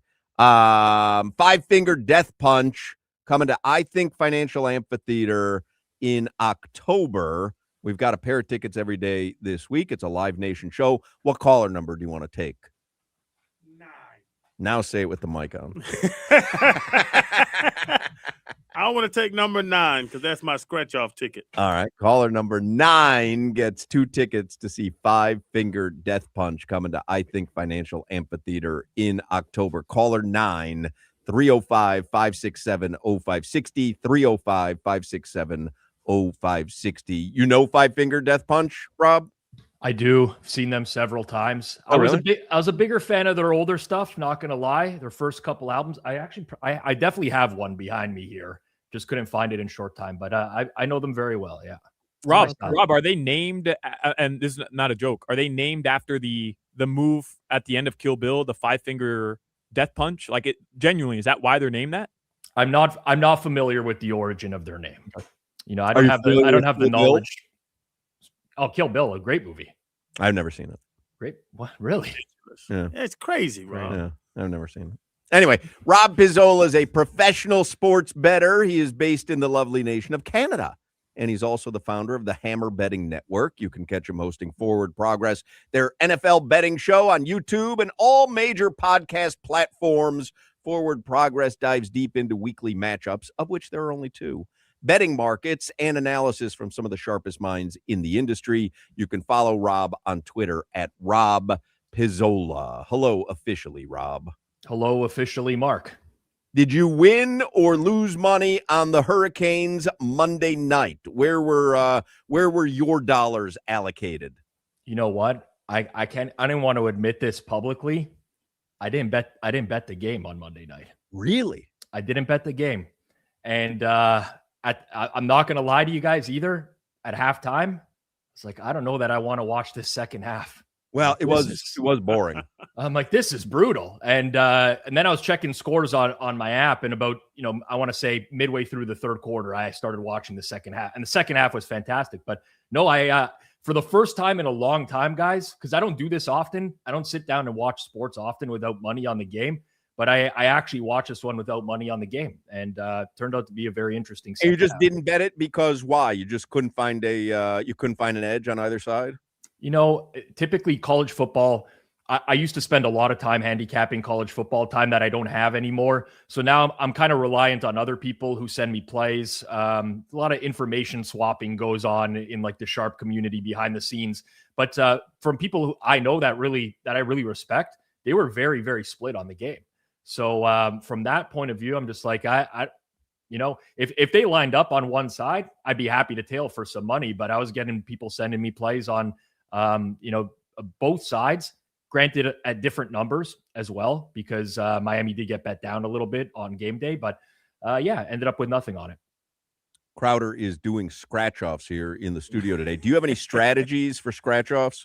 Rob, I have my Lotto, my Mega Million, and my Powerball, and I have scratch offs. Am I crazy? What should I? Am I wasting money? Do you call them scratchers? By the way, I think a lot of Canadians and Europeans they call them scratchers. I would call them a scratch ticket. Is typically what I'd call them. Scratch ticket, scratch card, something like that. My pro move when it comes to scratch cards is actually whenever I'm having an argument with my wife. I just go out and get her some scratch cards, and that seems to solve problems. Getting people tickets that they could scratch with the opportunity to win some big money. Nobody's going to pass that up. So listen, this is not going to solve like some big fight in my household, but if we're not getting along, I'll go out for a drive. I'll tell her I'm going to get a coffee or something, and then I'll come back with a bunch of, $40-$50 worth of scratch cards. I love that. She's really into that. So that's a pro move for the much better than my move when we get when Lori and I are arguing and I just come back and I smell like perfume because I went to Cheetah and I spent $40 or $50, but I didn't bring her anything.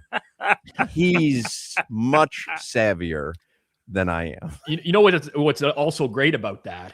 I do scratching there though too. I don't mean this to come across the wrong way, like I don't like spending time with my wife, but every now and then, you're a guy, you can use a break, every now and then you get a bunch of scratch tickets. She's just there scratching on her own. So I could go play video games for an hour. Right.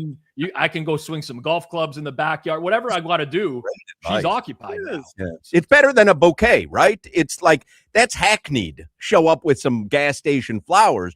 You show up with some gas station scratchers and you go, I'm guessing like, cause what are those? I always do $20 or $30 scratchers, sometimes 20. 50 if I'm feeling real randy. Big money. Yeah. What kind of scratchers do you do? How many loonies? Yeah, so here's the real pro move. You don't want to go with one big like $50 scratcher. You want to get a wide assortment. Different types of games, crossword, bingo, whatever I like to go in the $4 to $5 range because I find those are good cards. They keep you occupied for 5-10 minutes. And I get a variety of Battleship, whatever all these. They create these new ones all the time, so I'm very familiar with them. But I like to go for quantity over quality. I don't do the cheap ones though. I don't want like the 3-line, Right. Yeah. Right.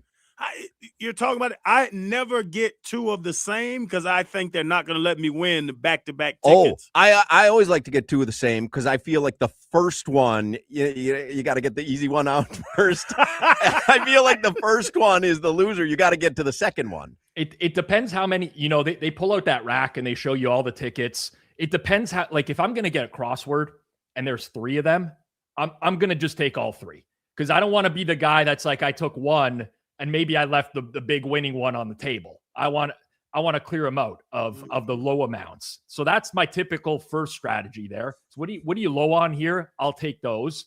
And then I do an assortment of everything else. This makes no sense. I understand that I gamble professionally for a living and I only use numbers. This is the antithesis of who you are. Yes, it really is. But I love that. Everyone's got to have a little bit of yin and yang in their personalities. Those, I got to tell you though, those crossword scratch-offs, get me away from. If I buy one of those by mistake, I throw it out. I don't even scratch it. I can't figure it out. I don't know what's going on. I gotta. Am I trying to get the line across? I don't know what's happening here. You're just scratching letters. You just I don't know. And then a man, it's too much. That's the best bang for your buck. That one, I will say. No, I got to see a gold bar. I wanted to say right there 5 times, 10 times. I'm looking at charts. I'm like, it's MapQuest all of a sudden. I don't know what's going on. All right, let's get to some games. How about, before I get to the 2 conference championship games, how about the Panthers tonight? They're in Winnipeg. Last I saw, both teams were minus 110, so I'm guessing they're evenly matched. Yeah, and I would say that's probably a fair price. You guys got Hard Rock where you're at, and typically they don't post totals that are on an exact number. They usually use half value. So you guys got a 5.5 there. I don't mind over 5.5 minus 130 in this game. I think I look at the Panthers and they're due for some offensive regression. I mean, for the past month, they've been shooting, below 8% as a team. Typically a league average would be roughly 10%. They have Matthew Tkachuk now back in the lineup. I think over time, they're going to get some positive offensive regression. The defensive game is completely lapsed for them. Part of that is due to injuries as well. Tarasov's in net tonight. I don't mind him at all. Honestly, I don't think there's really much of a downgrade from Bob, if at all, at this point right now. But on the other side, Connor Hellebuck in net for Winnipeg. And at full health, Hellebuck's probably the best goalie on the planet. But he had an injury earlier this year. Since he's come back, he's played a little bit better in the last couple games, but doesn't look right, doesn't look himself. So I think this total needs to be at least 6 juiced over in the entire market. It's not. So I have some over in this game. Wouldn't go nuts with it, but I think if you were to bet Florida overs for the next few weeks, I think you would do well because I think at some point this shooting percentage is going to turn around for them. It's just law of averages. I've been waiting for this for years when he's suggesting overs because he rarely does, and that's all I like to play is overs. So I am all in on what Vizzola is selling right there. I don't know if you saw his Twitter last night. He's in on the Sabres, and he tried to subtly get that past me. I noticed it last night. He's buying the Sabres, Solana. leading the wild card race right now, and they just re-upped with Josh Doan. Everybody loves him. So 7-year contract there, Pizzola. I'm well aware of the contract. I think Mark missed the complete point on the tweet I made as well. I was saying that their peripherals are actually like not good over there. I know. He actually, somebody was, and I don't know if there was a friend of yours, was singing the praises of Buffalo, and Rob was like, I think you're falling under a misleading theory that you should be buying them. Hockey's a very random game. I will say that. You could go on very prolonged stretches where you're not playing well and still get results. It happens.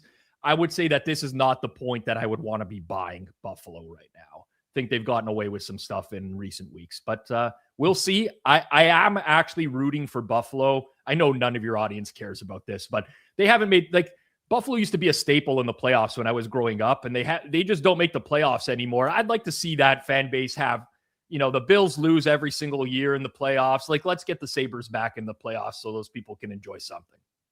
Where is Winnipeg, by the way? Is that East Coast, West Coast, Central? Central. It would be on, I think it would be on Central time.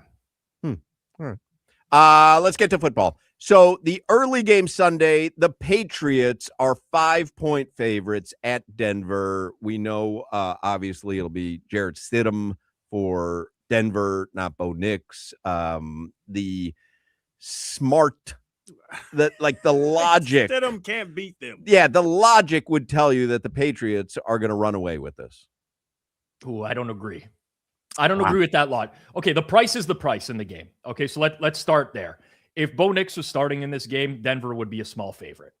And now they're 5-point underdogs. That's a very, very big move, especially when you consider that it's gone through 3, the most key number in the NFL. Most games are going to land on 3. So, listen, I'm not a Bo Nix guy, so I guess it depends on where you rank Bo Nix amongst your rankings of quarterbacks. I think a lot of what Bo Nix does well is through scheme from Sean Payton. He's not asked to do a ton in that offense. He throws to a lot of open receivers. He has the best pass blocking offensive line in all of football. I don't know why Jarrett Stidham couldn't operate under those conditions, if I'm being honest. Now, there's a few things Stidham has struggled with over the course, very small sample size in his career. He doesn't handle the blitz well, so I imagine New England will blitz a lot. But the Broncos' O-line's held up very well against the blitz this year. Also, on top of that, Sean Payton, I'm not a big Sean Payton guy from a human element. I don't think he's a great guy, but he's a really good offensive mind that he knows how to scheme things up for his guys. They will attack in the screen game, short, intermediate. They'll get Stidham working well. Listen, the Patriots are definitely better than the Broncos with Jarrett Stidham. It's just relative to what is this price. And on top of that, you look at the Patriots in the playoffs so far. I love Drake May. I think, probably 5 years from now, Drake May is maybe the number 1 quarterback in the league, definitely at an elite level. He played like that this year. The playoff games have been pretty underwhelming so far for him. I mean, if CJ Stroud didn't have one of the most historically bad performances last week, New England's probably going home in that game because May didn't play well. It's a tough environment on the road for a young quarterback in Denver. Denver can get pressure by rushing 4. The real path to beating the Broncos is what the Bills tried on them last week. The Broncos defensive line is very undersized relative to a lot of defensive lines in the league, especially on the interior. All year long, if you can run the ball up the middle on them, you're going to have success. It's not what New England does well. They're one of the worst teams on inside zone. So I just look at the matchup and, New England should be favored. I mean, I make them 3.5-point favorites, though, not 4.5, not 5 in the market. So I would only bet Denver in this game. I don't feel what you guys are talking about is within the range of outcomes. Jarrett Stidham might play, and he's a backup quarterback. He might just stink in the first game, and New England rolls. But for me personally, it would be Denver or nothing. I just hope New England wins a close game because I would rather not see a Super Bowl with a backup quarterback. That wouldn't excite me very much as a casual fan. It is interesting what you're saying, though, if you do it just based on spread. So let's say Denver would have been a 1-point favorite, and now New England's a 5-point favorite. So that's a 6-point swing. There aren't many quarterbacks who are going to move the line 6 points during the regular season. I remember going over this at the beginning of the season with you of how much a quarterback being out moves the line.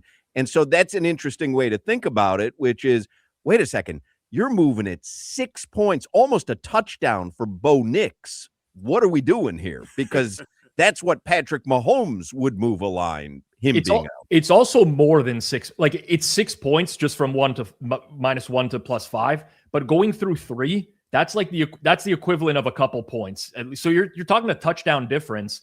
And for me, I view Bo Nix as a below average starter. I would say somewhere between 16 and 24 in the league is where I would rank him as a quarterback.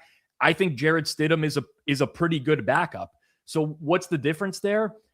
Especially in one game where, New England's not working on. This is not a backup who's played for the last 3 or 4 weeks where you're watching a bunch of film on him and how he plays in this offense. You got nothing. I mean, New England knows him because they drafted him. But outside of that, it's tough.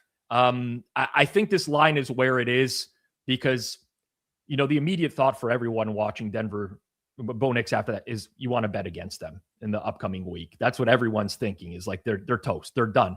I lived through this with Nick Foles, guys. Remember when Nick Foles took over for Carson Wentz? No one thought that there was even a remote possibility that they could even win a game, let alone win the Super Bowl. I remember watching the first game in Vegas against Atlanta. They beat Matt Ryan in that game. It's football. It's just like, it's a very random sport. You got a good game plan, you can beat anyone in the league. So I know it sounds like I have a lot of conviction on Denver. I don't. But if I was going to play the game, and I did, but at a different price, I would play the Broncos. And quickly, because we spent most of the segment talking about strategies for an angry wife, and I'm going to make sure that I employ the scratch-off strategy. The late game is Seahawks and Rams. Seattle's a 2.5-point favorite. So this one I have less of opinion on. I would also lean the underdog in this game. I make Seattle roughly 1.5-point favorite. Right now, they have a real problem brewing on the O-line at left tackle because Charles Cross, their starter, hasn't been practicing. Their backup was out last week and probably out again this week. So you might have a third-string left tackle playing for the Seahawks in a game to go to the Super Bowl. It's really tough to separate these two teams. They've played twice this year. Both games were very close. The first game was driven by defense. Both quarterbacks played terrible. The difference was that Darnold turned it over 4 times and Stafford only turned it over twice. The second game, which we saw more recently, huge comeback from the Seahawks in the second half.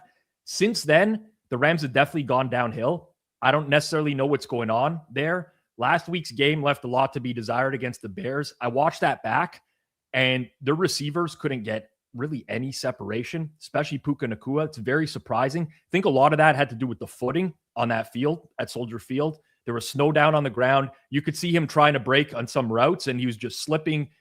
Couldn't run his usual route tree. So I think they'll be a little bit better this week. Plus, I love McVay as an offensive game planner. Last time they played Seattle, they lined up in heavy personnel a lot, and they threw out a heavy a lot. It caught Seattle completely off guard in that game. He knows how to kind of scheme these things up, which is why I lean to them. From a prop perspective, guys, I played a lot on Sam Darnold under rushing yards in this game. So he's only at 5.5 rushing yards. He doesn't run the ball very often, even when he doesn't have an oblique injury. But the oblique injury is there, and he's throwing less in practice. I don't see him taking off all that much. I know it's the playoffs and it means more, but that's a core muscle. It's a stabilizing muscle. It's really challenging to move, and he hasn't been adjusted down. But if anything, he's been adjusted up. Most of the time in the regular season, he was lined at 3.5, 4.5 yards. So that's a prop I like in the game more than the side. But it would be, again, if I had to play this, I'd be looking at Rams money line. That would be the way that I would attack it. Rob Pizzola. Follow him on Twitter at Rob Pizzola. Make sure you watch the Hammer Betting Network and Forward Progress wherever you watch your podcasts, or on YouTube, of course. And he likes the Panthers Jets over tonight, over 5.5. And he likes the Broncos getting the points on Sunday. And he likes the Rams getting the points on Sunday. And he loves the Sam Darnold rushing under. Thank you as always, Rob. Always appreciate it. All right. Good luck with your scratch cards, Crowder. Big winner tonight. Hey, appreciate you, baby. There you go. Rob Pizzola. 5 o'clock Funky Buddha happy hour is coming up. I'll remind you first, if your home needs a new roof, it was rainy today. Maybe you I hope you didn't, but maybe you saw a little leak going on. Maybe you need a roof repair. My guy, Party Peter at Perfect Choice Roofing, has you covered. He is a big Miami football fan. I point this out every day this week to let you know that, hey, he's recovered from Monday night, and he's ready to talk to you and give you great info on repairing or replacing your roof. Remember the website, roofhotline.com. Perfect Choice Roofing. They offer instant range estimating, so you can get a price range of your roof within 30 seconds. You could see different roof options at the same time, and all you have to do is visit roofhotline.com. You know, if you're a homeowner, you get some shingles that go bad, can become a problem. Don't let it become a major problem. Take care of it now by visiting roofhotline.com. Party Peter and roofhotline.com, they've got you covered. There is no job they can't do. So again, whether it's an entire new roof you need or just a repair, Party Peter and Perfect Choice Roofing have you covered. Just go visit that website right now. It's roofhotline.com. You're listening to the Hoch, Crowder, and Solana Show. Somebody has dubbed me on the text machine Bad Bet Bunny.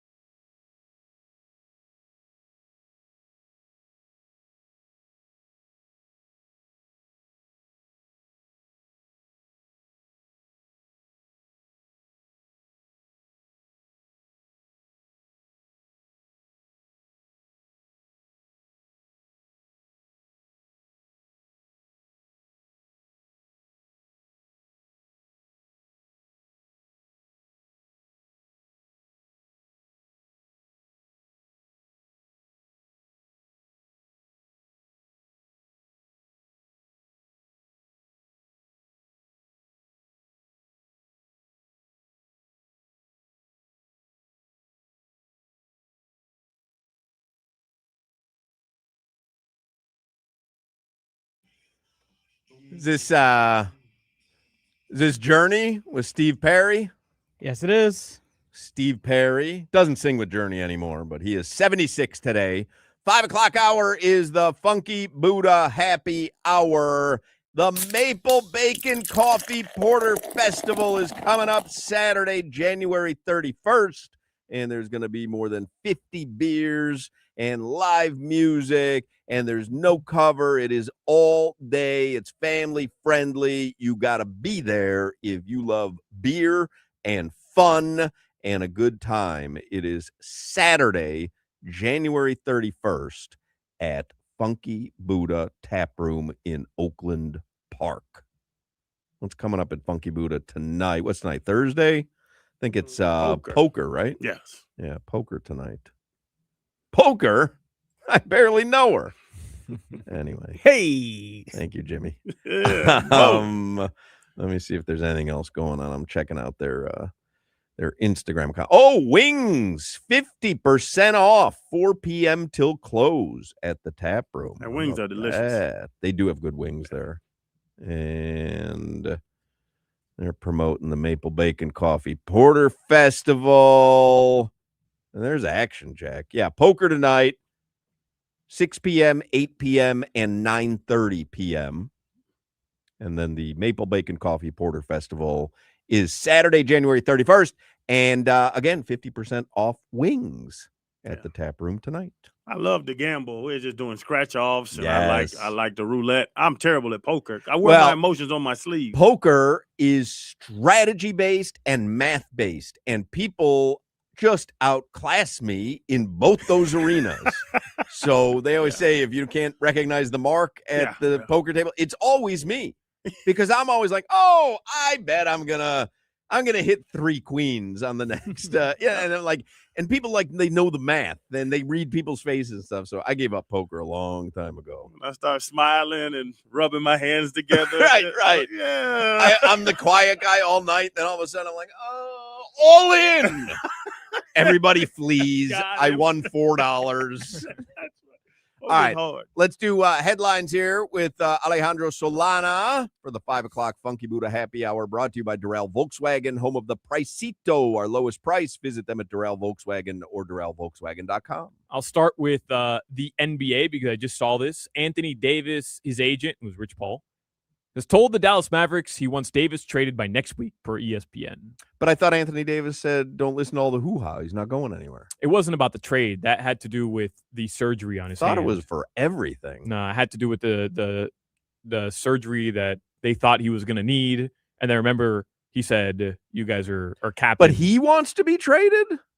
Yes.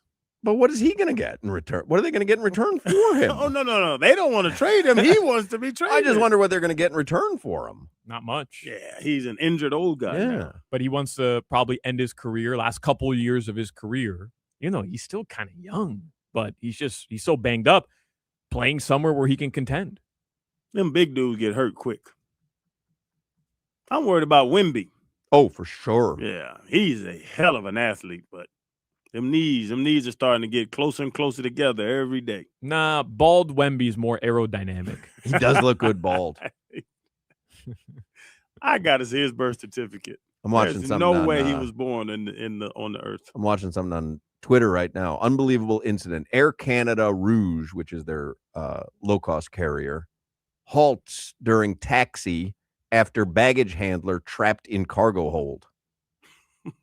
Passengers on Air Canada Rouge flight AC 1502 from Toronto to Moncton heard screaming and banging from beneath the cabin as the aircraft taxied for takeoff. The crew stopped the plane after discovering a baggage handler had been accidentally trapped in the cargo hold. The worker was rescued unharmed, but the flight was later canceled due to delays and technical issues. Yeah, he tore that cargo hold apart. What's he doing in there, man? That's crazy. Use that little conveyor belt and get the hell on.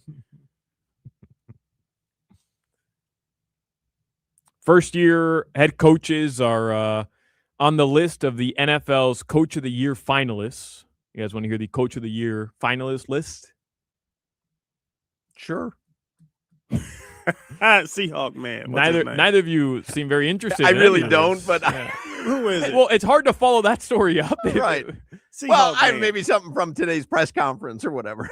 Like that's where I would have led regardless, rather than Anthony Davis. We met the new Dolphins head coach today. No, I know, but we're going to discuss that in length in the next segment. Right. Sure. I just thought for the headlines, I thought that would set the table, but instead I'll get the odds for next year's head coach of the year award. Seahawk man, Zach Thomas body. What's his name? Seahawk man. That's McDonald. All right. Today, John Eric Sullivan. John Eric Sullivan and Jeff Hafley were introduced at their introductory press conference. Of course, that is what happens at the introductory press conference. You are introduced, and there is a press conference. Are you okay? We took his soul with the coach of the Well, year. I think he's stuck in the cargo hold. Man, who's the coach of the year, man? So you get back on track. Is the new guy on there, Jeff Hafley? It wasn't coach of the year finalist for next year. It was the coach of the year finalist for this year. There's 5 who have been released because the NFL does that whole. I got confused when you said first year head coaches are on the list but obviously, like all coaches are on the list. No, these are the finalists. They release finalists, I and I was going to transition this because of the amount of first-year head coaches into the Dolphins introduced theirs this year. And do you think there's a possibility next year Jeff Hafley could be on this list? I had a whole thing, but you guys didn't let it play out. Well, maybe pick something more seamless than whatever you did. Got introduced at the introductory. Yeah, I didn't know what was going on. Mike Vrabel, Seahawk man, was Zach Thomas body. They're on the list. Is it Seahawk man? Seahawk man, it's Duval. Oh, that makes sense. It's your boy BJ. Yeah. In Chi-Town. Vrabel, of course, and Kyle Shanahan as well is on that list. Won a ton of games with Mac Jones. Yeah. God bless him. Oh, I hope there's Hafley, somebody like that. Well, we met him today, and he cried. So did John Eric Sullivan. They cried, but both were very direct in terms of wanting to set a toughness culture and have an edge here with their roster. Probably the best way to start toughness is crying. Do we have a piece of sound from we about to set a standard here. I want to say Matt Hafley. What's his name? Jeff Hafley. Okay, Stephen Ross. Do we have a piece of sound of Jeff? It's like they put in someone's voice. We're really happy to welcome Jeff as the it's Tom Garfinkel standing behind him. Screaming I over just want his to say shoulder. that we're so excited to welcome Jeff as our head coach to the do we have any sound from Jeff Hafley? Jimmy, what do we have there? When he becomes emotional about talking about his family. All right, we didn't listen to this before, so let's listen to him getting emotional. I want to thank my family, and this will be. He said thank. This is why I saved it for the end. Hope and Leah. Hope's laughing now, so that's good. Leah, I thank you guys, and I thank Gina. And I can tell you this about Gina. Gina's not into this, so she can walk around and tell people that she's married to the head coach of the Dolphins. She doesn't care. All she cares about is us, how I'm feeling, supporting me, and doing everything she can for those kids. I'm lucky today, too. I got my mom, my sister, brother here today. I don't like it. Flying here to be with me means everything, and I thank him for that. And for my real coach, my dad, my first coach, who toughened me up, was there for me. Got more work in. Did a great I job. appreciate family more than you guys have any idea. And like I told you guys, I'm gonna wear it on my sleeve at times. I'm gonna be passionate. I'm gonna tell you how I feel, and you're gonna get everything I have. And to the city, to the fans, this is a storied organization, one of the best in all sports, and you deserve a winner. You guys deserve a winner. And I am going to do everything in my power to bring you guys that. I am so proud to be here, and I cannot wait to get started. Thank you. You're welcome. I don't like it. I like people who appreciate family. I appreciate my family as well. But I remember having my first segment ever on WQAM, and I was thanking people, but I didn't tear up. So I don't. It's just I like, but more power to him. I like family oriented people. And he said he's gonna wear it on his sleeve. He should wear a hanky.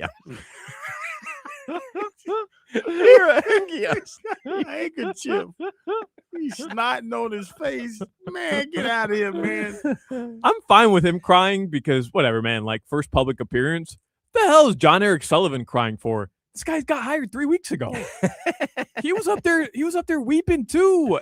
He's been here 3 weeks. The emotions. I mean, Mike McDaniel has me watching this going, I was the weak guy? These guys are waterworks. And they want to change the culture? I'm up here doing Biggie lyrics, and these guys are weeping. Let me tell you. Oh, good luck with that.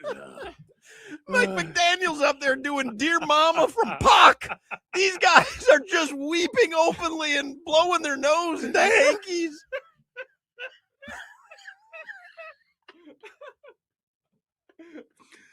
Oh. Man, we got cries on our hand. Mike McDaniel's like, hold on a second. Yeah. I'm up here. I'm wearing off-whites. I'm quoting Jay-Z. $2,000 glasses. I'm wearing Gucci and Louis Vuitton. This guy's walking up here with a hanky blowing his nose. First day on the job. The whole family got to come with you. What did Saban do to the rookie that cried your first year or the second year? Oh, he talked nasty to him. Big old fella from USC. What the heck was his name, man? Oh man, I remember him too. He had a waist burner on.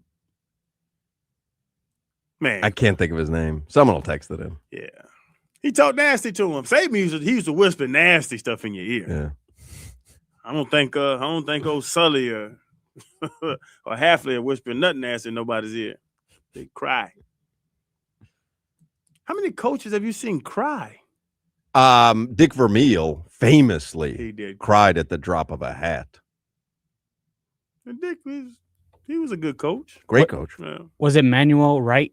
Manny Wright. Yeah. Manny Good Wright. Call. Good call. Yeah, he was Matt Roth beat the hell out of him at a Friday walkthrough. How did y'all get in a fight at a Friday walkthrough? All right. Anything else in the headlines? Yeah, more on this Anthony Davis situation. Right. Seahawk man. Thomas Body. The Heat play tonight. They're in they're in Portland, 10 p.m. Right. And the Florida Panthers are in Winnipeg tonight, 8 p.m. We'll have coverage here on WQAM. Panthers versus Jets will be on AM 560. Heat versus Blazers will be on FM 104.3. Coverage begins at 8:45. Your weather in South Florida, partly cloudy. Tonight, the lows are going to drop into the mid-60s. Thank you for your weather. All right. Heat are on 1043. 1043 The Sports Hub. WQAM. All right. Just wanted to make sure. We're going to broadcast live. Josh Bell is going to join us next. We're going to broadcast live tomorrow at Gulfstream Park.